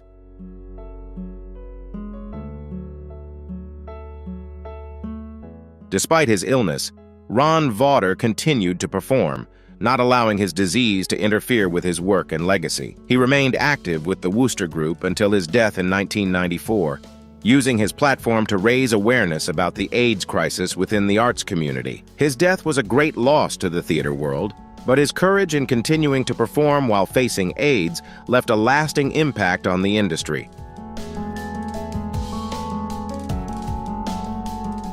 Rock Hudson, one of the most beloved movie stars of the 1950s and 60s, was a Hollywood icon known for his leading roles in romantic films like Pillow Talk and Giant. He built an image of a strong, masculine man admired by millions. However, in 1985, the world was shocked when Hudson became the first major Hollywood star to publicly announce he had been diagnosed with AIDS. His diagnosis shattered the illusion of invulnerability surrounding his public image and helped change the way the world viewed the disease.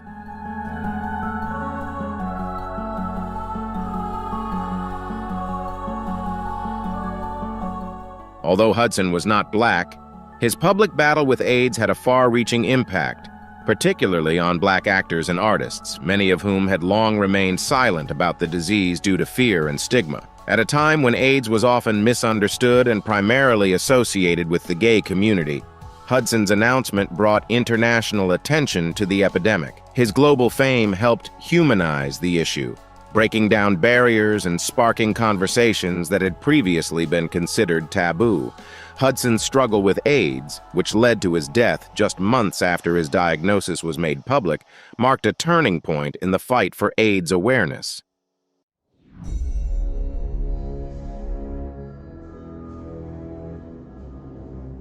His courage in facing the disease, even in his final days, inspired many Black actors, artists, and others in the entertainment industry to share their own stories. Hudson's openness paved the way for a more inclusive understanding of the disease, helping to reduce the stigma faced by those affected by it.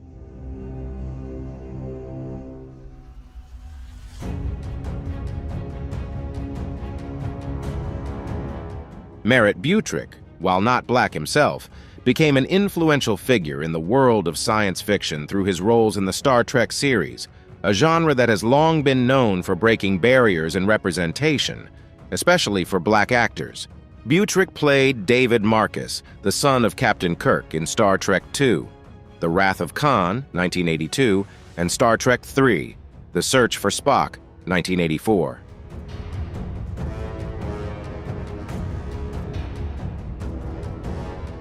Butrick's work in Star Trek resonated with fans from all backgrounds, and his presence in such an iconic series helped pave the way for future actors, including Black actors, to find success in science fiction roles, a genre often centered on themes of diversity, inclusion, and humanity's future. In addition to his work in Star Trek, Butrick appeared in numerous television shows and films throughout the 1980s, building a reputation as a talented and versatile actor. He had a unique presence that left a lasting impression, especially on young actors and fans who saw him as a rising star in Hollywood.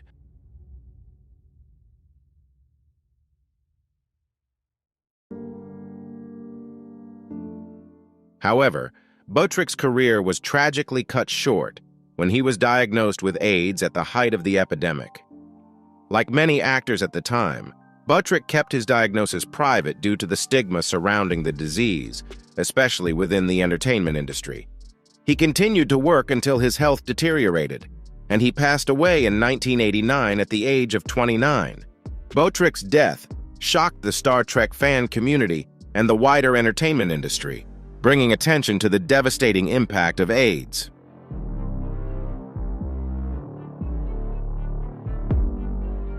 Timmy Euro was a singer known for one of the most powerful and emotionally charged voices of her time, earning the nickname, the little girl with the big voice.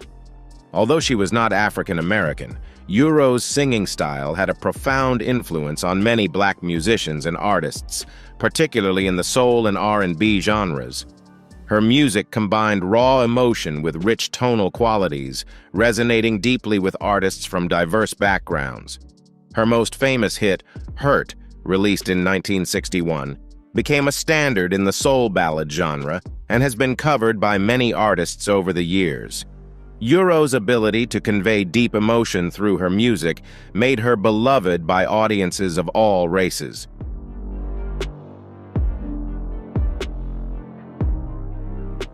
Euro's singing style was heavily influenced by blues and gospel music, genres deeply rooted in black musical traditions.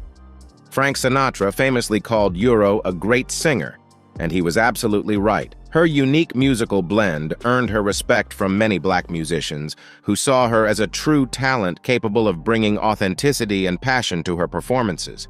Singers like Etta James and Aretha Franklin admired Euro's ability to convey pain and endurance, qualities that are at the heart of soul music.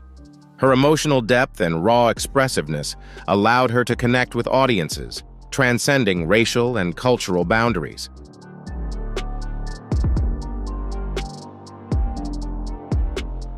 Unfortunately, Euro's career was cut short by health issues, including throat problems that caused her to lose her voice. After several years out of the spotlight, she attempted to return to music but struggled to regain the success she had once enjoyed. In the early 2000s, her health continued to decline as she was diagnosed with throat cancer, and complications from AIDS later contributed to her death in 2004.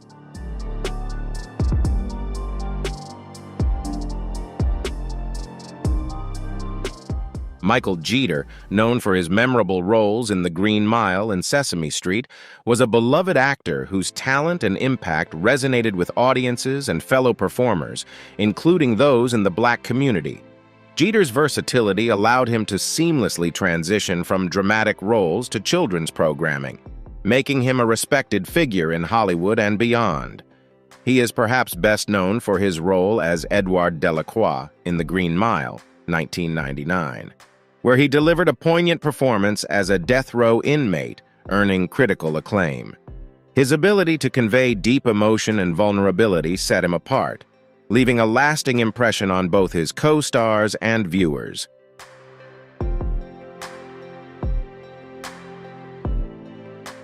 Jeter's role on Sesame Street as Mr. Noodle in Elmo's World endeared him to a younger generation, bringing joy to millions of children around the world. Sesame Street has long been a show that champions diversity, inclusion, and social justice, values that Jeter also embraced in his ability to connect with audiences from all walks of life. Although Jeter was not black, his contributions to film and television had a profound impact on actors of all races. His dedication to his craft, kindness, and generosity left a lasting impression on everyone who worked with him. Jeter's commitment to the arts and his deeply human performances made him a role model for many.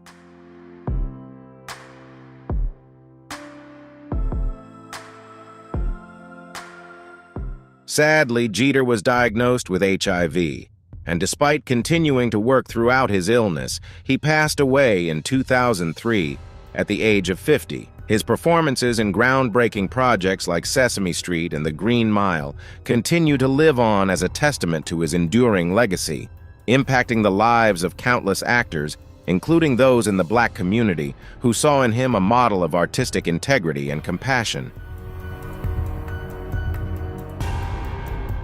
Thank you for watching this video. If you enjoyed it, don't forget to hit like, share, and subscribe. Click the bell icon to stay updated on our latest videos. Be sure to check out more videos to uncover more shocking Hollywood secrets. See you next time.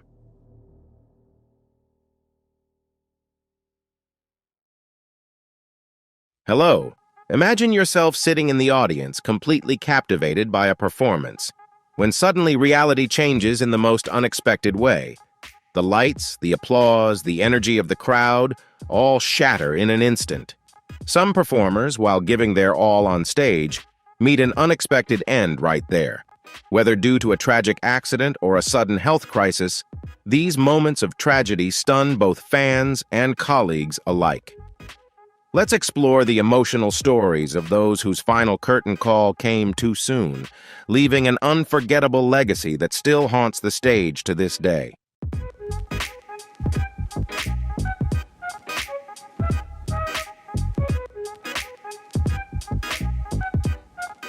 On June 13, 2009, the world of professional wrestling was shaken when Mitsuharu Misawa, a revered figure in Japanese wrestling, tragically passed away during a live match in Hiroshima.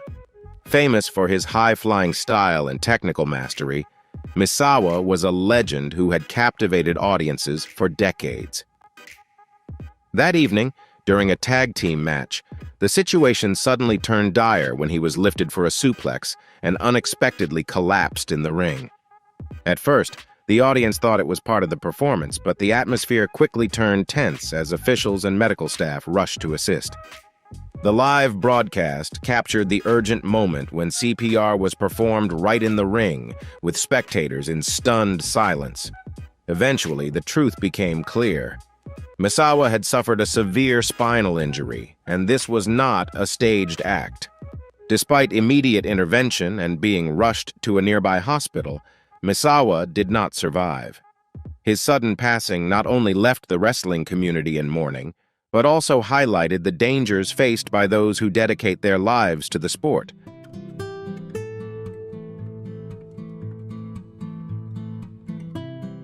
On September 4th, 2006, the world was stunned by the sudden death of Steve Irwin, widely known as the Crocodile Hunter, while filming for the documentary Ocean's Deadliest.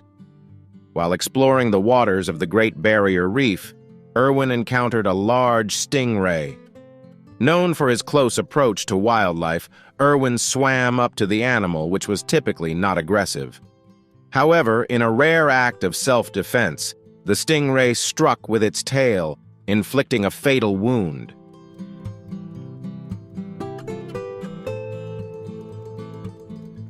Irwin's dedicated team quickly pulled him from the water and made every effort to save him, but despite their attempts, they were unable to keep him alive. Although cameras were recording at the time, the footage was never released out of respect for Irwin's family. His passing at the age of 44 left fans around the world heartbroken. He was celebrated for his fearless spirit and unwavering commitment to wildlife conservation. His legacy lives on, inspiring love and respect for the natural world and the creatures he was passionate about protecting.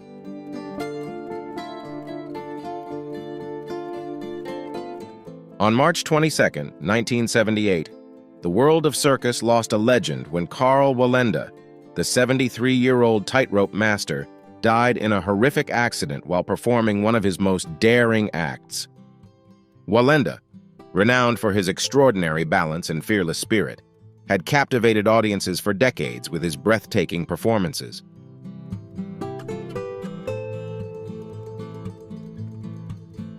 That day, he was performing a tightrope walk between the towers of the Condado Plaza Hotel in San Juan, Puerto Rico. As he carefully took each step on the rope, strong winds began to shake the precarious path. Despite being an experienced performer, Wallenda lost his balance and fell. The footage of the incident was later broadcast, leaving viewers in shock and turning the highly anticipated performance into a harsh reminder of the dangers associated with his art. Wallenda's passing was a great loss to the circus world, where he was considered a symbol of courage and relentless dedication, even in his later years.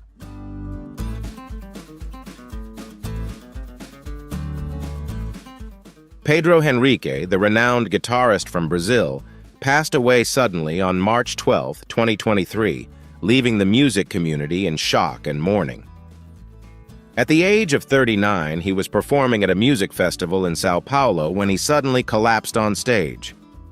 Medical personnel rushed to his side and took him to the nearest hospital. But sadly, Henrique was confirmed dead upon arrival.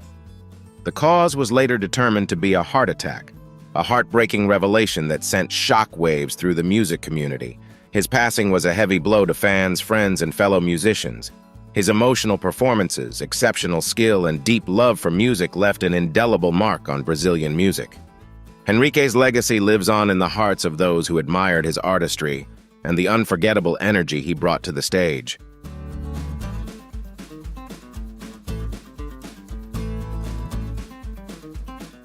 On September 12, 2022, the vibrant drag community of Philadelphia was shaken by the sudden death of Valeria Prime, a 25-year-old transgender performer known as the plus-size dancing diva of Philadelphia. Prime was hosting her popular show Prime Time at Taboo Lounge and Sports Bar when she suddenly collapsed on stage. Despite receiving prompt medical attention and being rushed to Thomas Jefferson Hospital, she was confirmed dead upon arrival.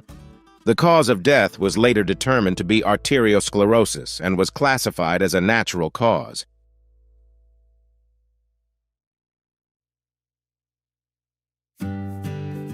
Prime's sudden passing sent shockwaves not only through the LGBTQ+ community but beyond, leaving many in deep mourning. She was beloved not only for her dynamic performances, but also for the positive energy and light she brought to everyone around her. Friends, fans, and fellow performers shared heartfelt tributes, remembering her as someone who always radiated optimism and joy.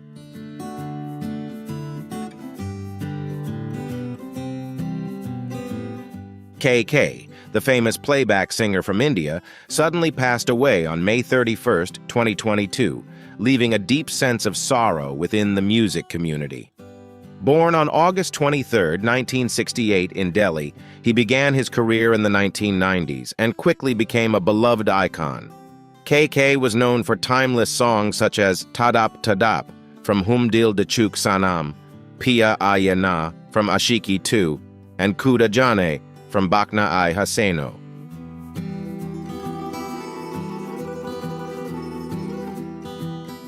During a live performance at Nazrul Mancha in Kolkata, KK suddenly collapsed on stage.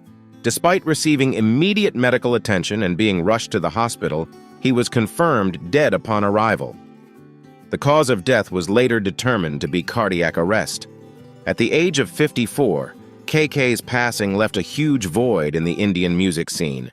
With his emotionally charged voice and exceptional ability to convey deep expression, he had made a lasting impact on the hearts of his fans, leaving behind an unforgettable musical legacy.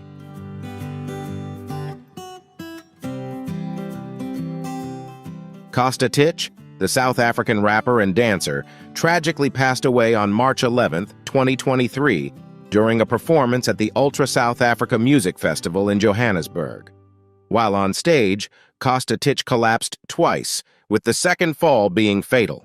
Despite receiving immediate medical attention, he was confirmed dead shortly after.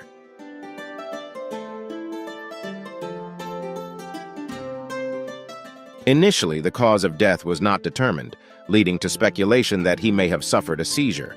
However, in May 2024, his family revealed that an autopsy showed Costa Titch's heart had been under significant strain due to prolonged stress and fatigue, leading to an irregular heartbeat and causing the fatal seizure.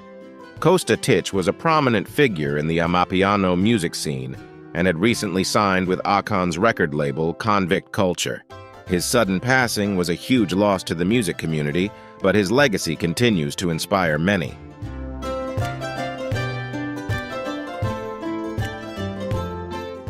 Dawn Brancheau, a dedicated trainer at SeaWorld, lost her life on February 24, 2010, while working with the orca whale Tilikum during a routine interaction. The whale suddenly grabbed her and pulled her into the water. Despite desperate attempts to rescue her, Dawn did not survive due to the severe injuries she sustained.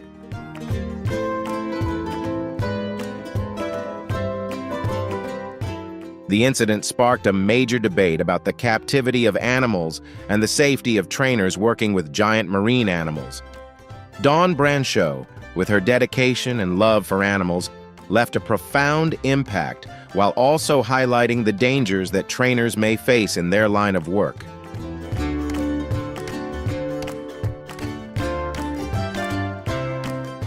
Bruce Lee, the martial arts legend and iconic actor, suddenly passed away on July 20th, 1973, at the age of 32, leaving fans worldwide in shock. Known for groundbreaking films like Enter the Dragon, his death was a major blow. Lee was working in Hong Kong on a new project when he suddenly collapsed.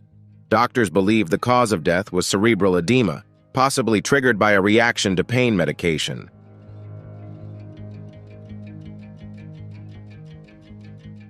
Bruce Lee was not only a martial arts icon, but also a pioneer in bringing Eastern martial arts culture to a global audience. His legacy continues to live on through his films and his profound influence on both martial arts and cinema.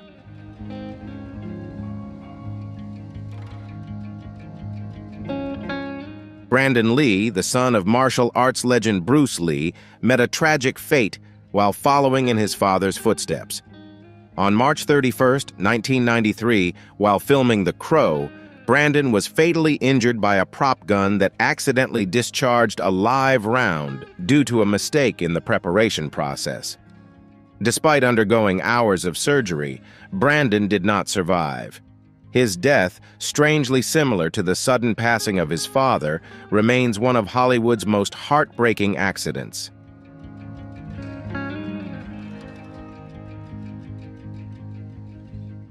On December 8, 2004, a tragedy occurred during a performance by the rock band Damage Plan at the Alrosa Villa Club in Columbus, Ohio. Damage Plan was the new musical project of Dimebag Darrell Abbott, the legendary guitarist of the popular metal band Pantera. As the band began to perform, Nathan Gale, a 25-year-old former Marine, rushed on stage with a gun. Just 90 seconds into the show, Gale shot Abbott, killing him and 3 others: fan Nathan Bray, crew member Jeff Thompson, and club employee Aaron Hawk. Gale was later shot dead by a police officer at the scene.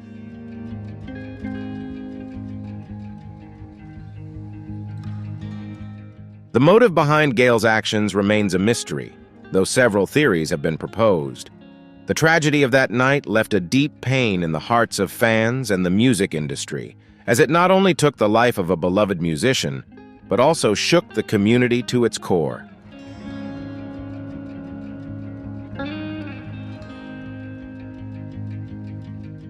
At the Metropolitan Opera House in New York in January 1996, the boundary between tragedy on stage and real-life sorrow was blurred in a chilling event. Opera singer Richard Versal, while performing the role of Vec, an aging office clerk in the Macropolis case, experienced a heartbreaking accident. The opening scene required him to climb a library-style ladder to arrange documents. While delivering the fateful line, "It's a pity you can only live this long," Versal suddenly lost his balance and fell.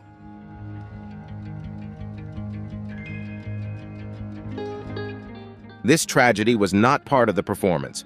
The 63-year-old opera singer, who had performed on stages across Europe and beyond, suffered a heart attack right on stage, leading to the fatal fall.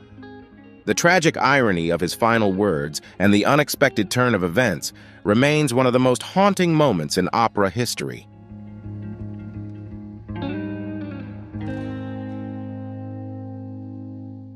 Nick Menza, the legendary drummer of heavy metal, left an indelible mark as a core member of the famous band Megadeth. Throughout the 1990s, Menza played a pivotal role in creating iconic albums like Rust in Peace and Countdown to Extinction. His powerful drumming and energy were central to the band's sound and success during that era.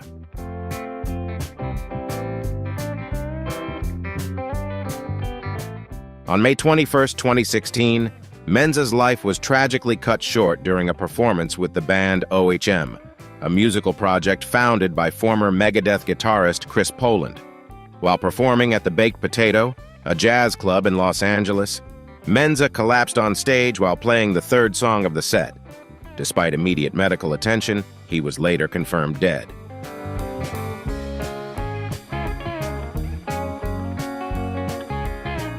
Despite receiving emergency treatment, Menza was confirmed dead at a nearby hospital. The cause of death was determined to be a heart attack at the age of 51.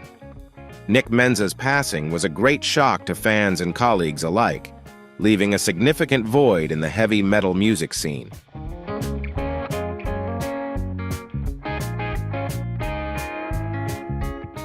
Sib Hashian, the legendary drummer of the rock band Boston, played a crucial role in creating classic albums such as Boston, which sold 17 million copies, and Don't Look Back, which sold 7 million copies, solidifying Boston's place in rock music history.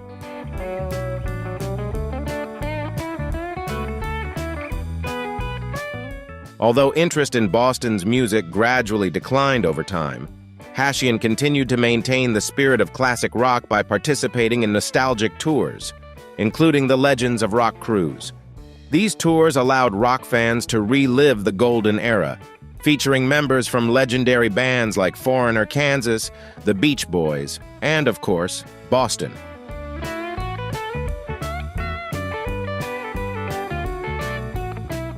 Sadly, in March 2017, while performing on the Legends of Rock cruise on a journey from Miami to the Caribbean, Hashian suddenly collapsed behind his drum kit. Despite the efforts of the ship's medical team to revive him, he could not be saved. At the age of 67, Sib Hashian's passing left a deep sense of sorrow among fans and the rock music community, but his musical legacy will forever be remembered in the history of rock music.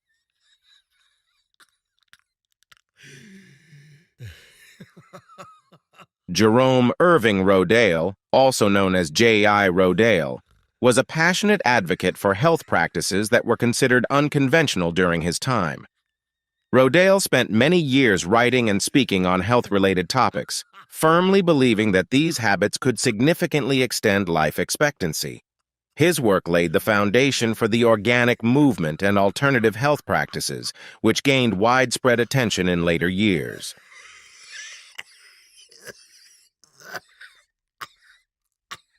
On June 7, 1971, Rodale appeared on a taped episode of The Dick Cavett Show on ABC.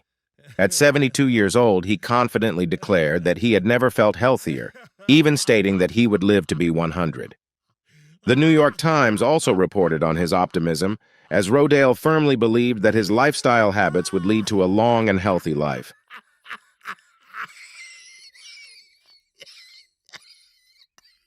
However, in a heartbreaking twist of irony, Rodale's life came to an end right on stage, just minutes after making that bold statement. While host Dick Cavett was engaging in conversation with another guest, Rodale suddenly collapsed, letting out a deep, frightening sound. His face turned pale, and he passed away right before the live studio audience.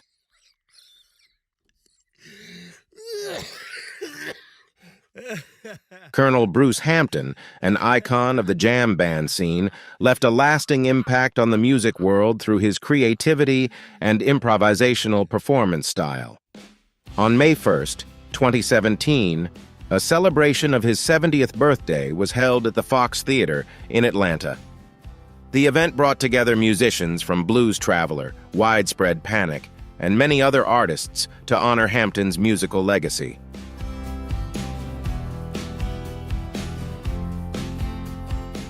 However, the joyful event suddenly turned into a tragedy. While a young and talented guitarist, Taz Now, was captivating the audience, Hampton unexpectedly knelt down and leaned against a speaker. At first, those around him thought it was part of the performance, but soon realized he had collapsed. Though the show continued for a brief moment, the heartbreaking truth was that Hampton passed away right on stage. His death during his final performance left a deep sense of sorrow, but it also solidified his profound legacy in the music world.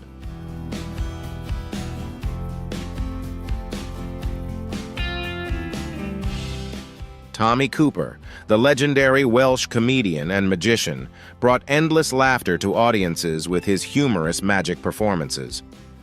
In a famous act on the Live from Her Majesty's show in April 1984, Cooper performed the magic cloak routine, where he pulled increasingly larger objects from a huge cloak. The act reached its climax when the host, Jimmy Tarbuck, playing his assistant, prepared to hand him a ladder, adding to the humor of the performance.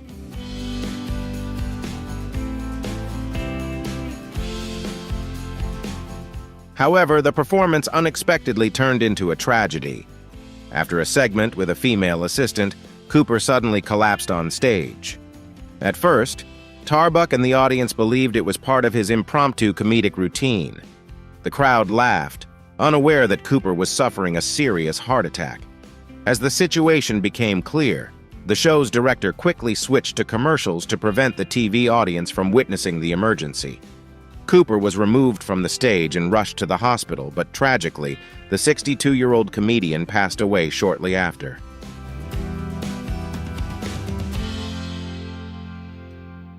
Owen Hart, one of the most beloved WWE stars of the 1990s, was known for his incredible talent in the ring and was the younger brother of wrestling legend Bret the Hitman Hart. However, on May 23, 1999, during the pay-per-view event Over the Edge, a tragic accident occurred.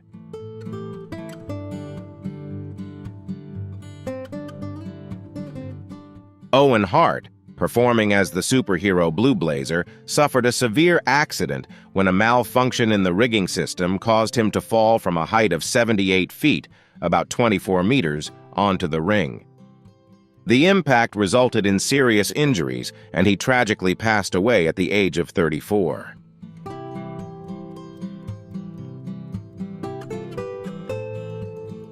The 16,000 fans at Kemper Arena in Kansas City initially thought it was part of the performance, but the truth was later confirmed by commentator Jim Ross. The show quickly transitioned to airing footage from Hart's previous matches to avoid further shock. Although Hart was rushed to the hospital, he could not survive the injuries. His untimely passing left a deep sense of sorrow among fans and the wrestling community.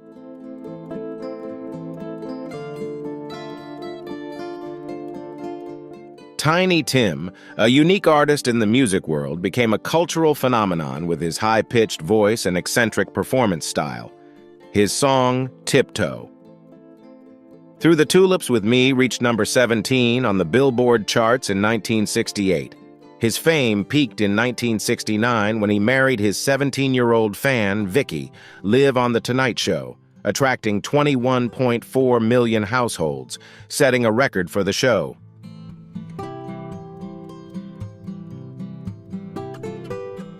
On November 30th, 1996, during a fundraising event in Minneapolis, Tiny Tim was still performing with great enthusiasm. While performing his signature song, he suddenly stopped, told his wife Susan Gardner that he wasn't feeling well, and collapsed on stage. Despite being rushed to the hospital, he passed away a few hours later at the age of 64 due to heart failure. His death left a deep sense of sadness and admiration for an artist who dedicated his life to music.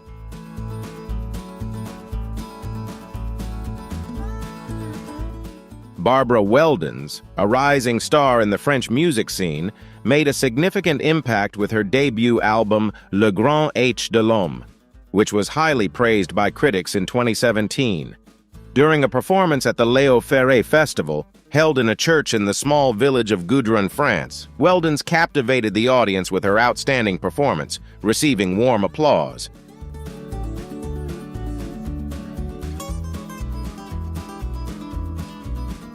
However, the event turned into a tragedy when Weldons suddenly collapsed on stage and passed away at the age of 35. Initially, the cause was believed to be a heart attack, but an autopsy later confirmed that she had been electrocuted. Weldons had been performing barefoot and accidentally stepped onto a faulty electrical wire, leading to the tragic accident. Her sudden death left deep sorrow among her fans and the French music industry, serving as a poignant reminder of the importance of safety on stage.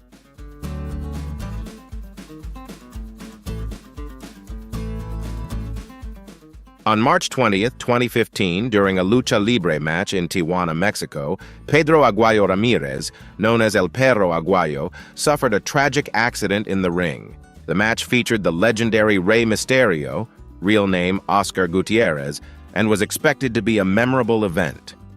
During the match, Rey Mysterio delivered a flying kick, causing Aguayo to collide forcefully with the ropes. The impact left Aguayo motionless in the ring, creating a tense atmosphere.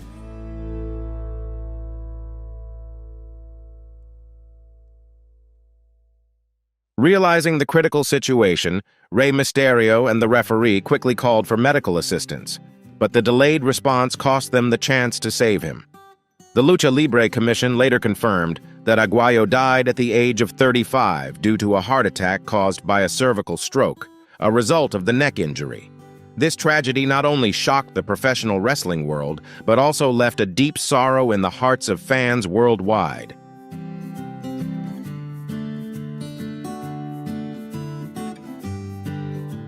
Jane Little, the legendary contrabass player of the Atlanta Symphony Orchestra, ASO, dedicated more than 7 decades to music, having joined the orchestra in 1945 at the age of 16. In February 2016, Little was honored by Guinness World Records with the record for the longest career with a single orchestra, reaching an astonishing 71 years. This achievement not only reflected her immense talent, but also served as a testament to her lifelong devotion to music.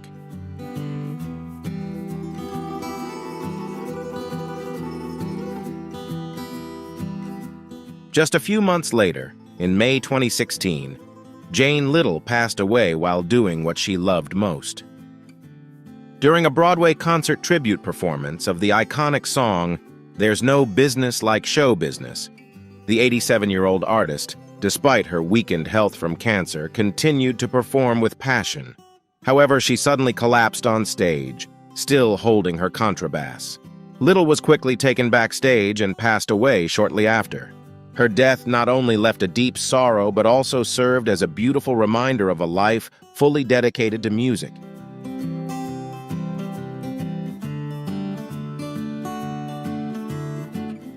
Mike Scaccia, a talented guitarist, was a key figure in shaping the thrash metal and industrial metal scenes during the 1980s. He joined the band Ministry in 1989, contributing to the group's musical shift from synth-pop to a heavier guitar-driven style. As a central figure in the successful album Psalm 69, The Way to Succeed and The Way to Suck Eggs, Scaccia played a pivotal role in creating iconic tracks like Jesus Built My Hot Rod and NWO, cementing Ministry's place in the metal music landscape.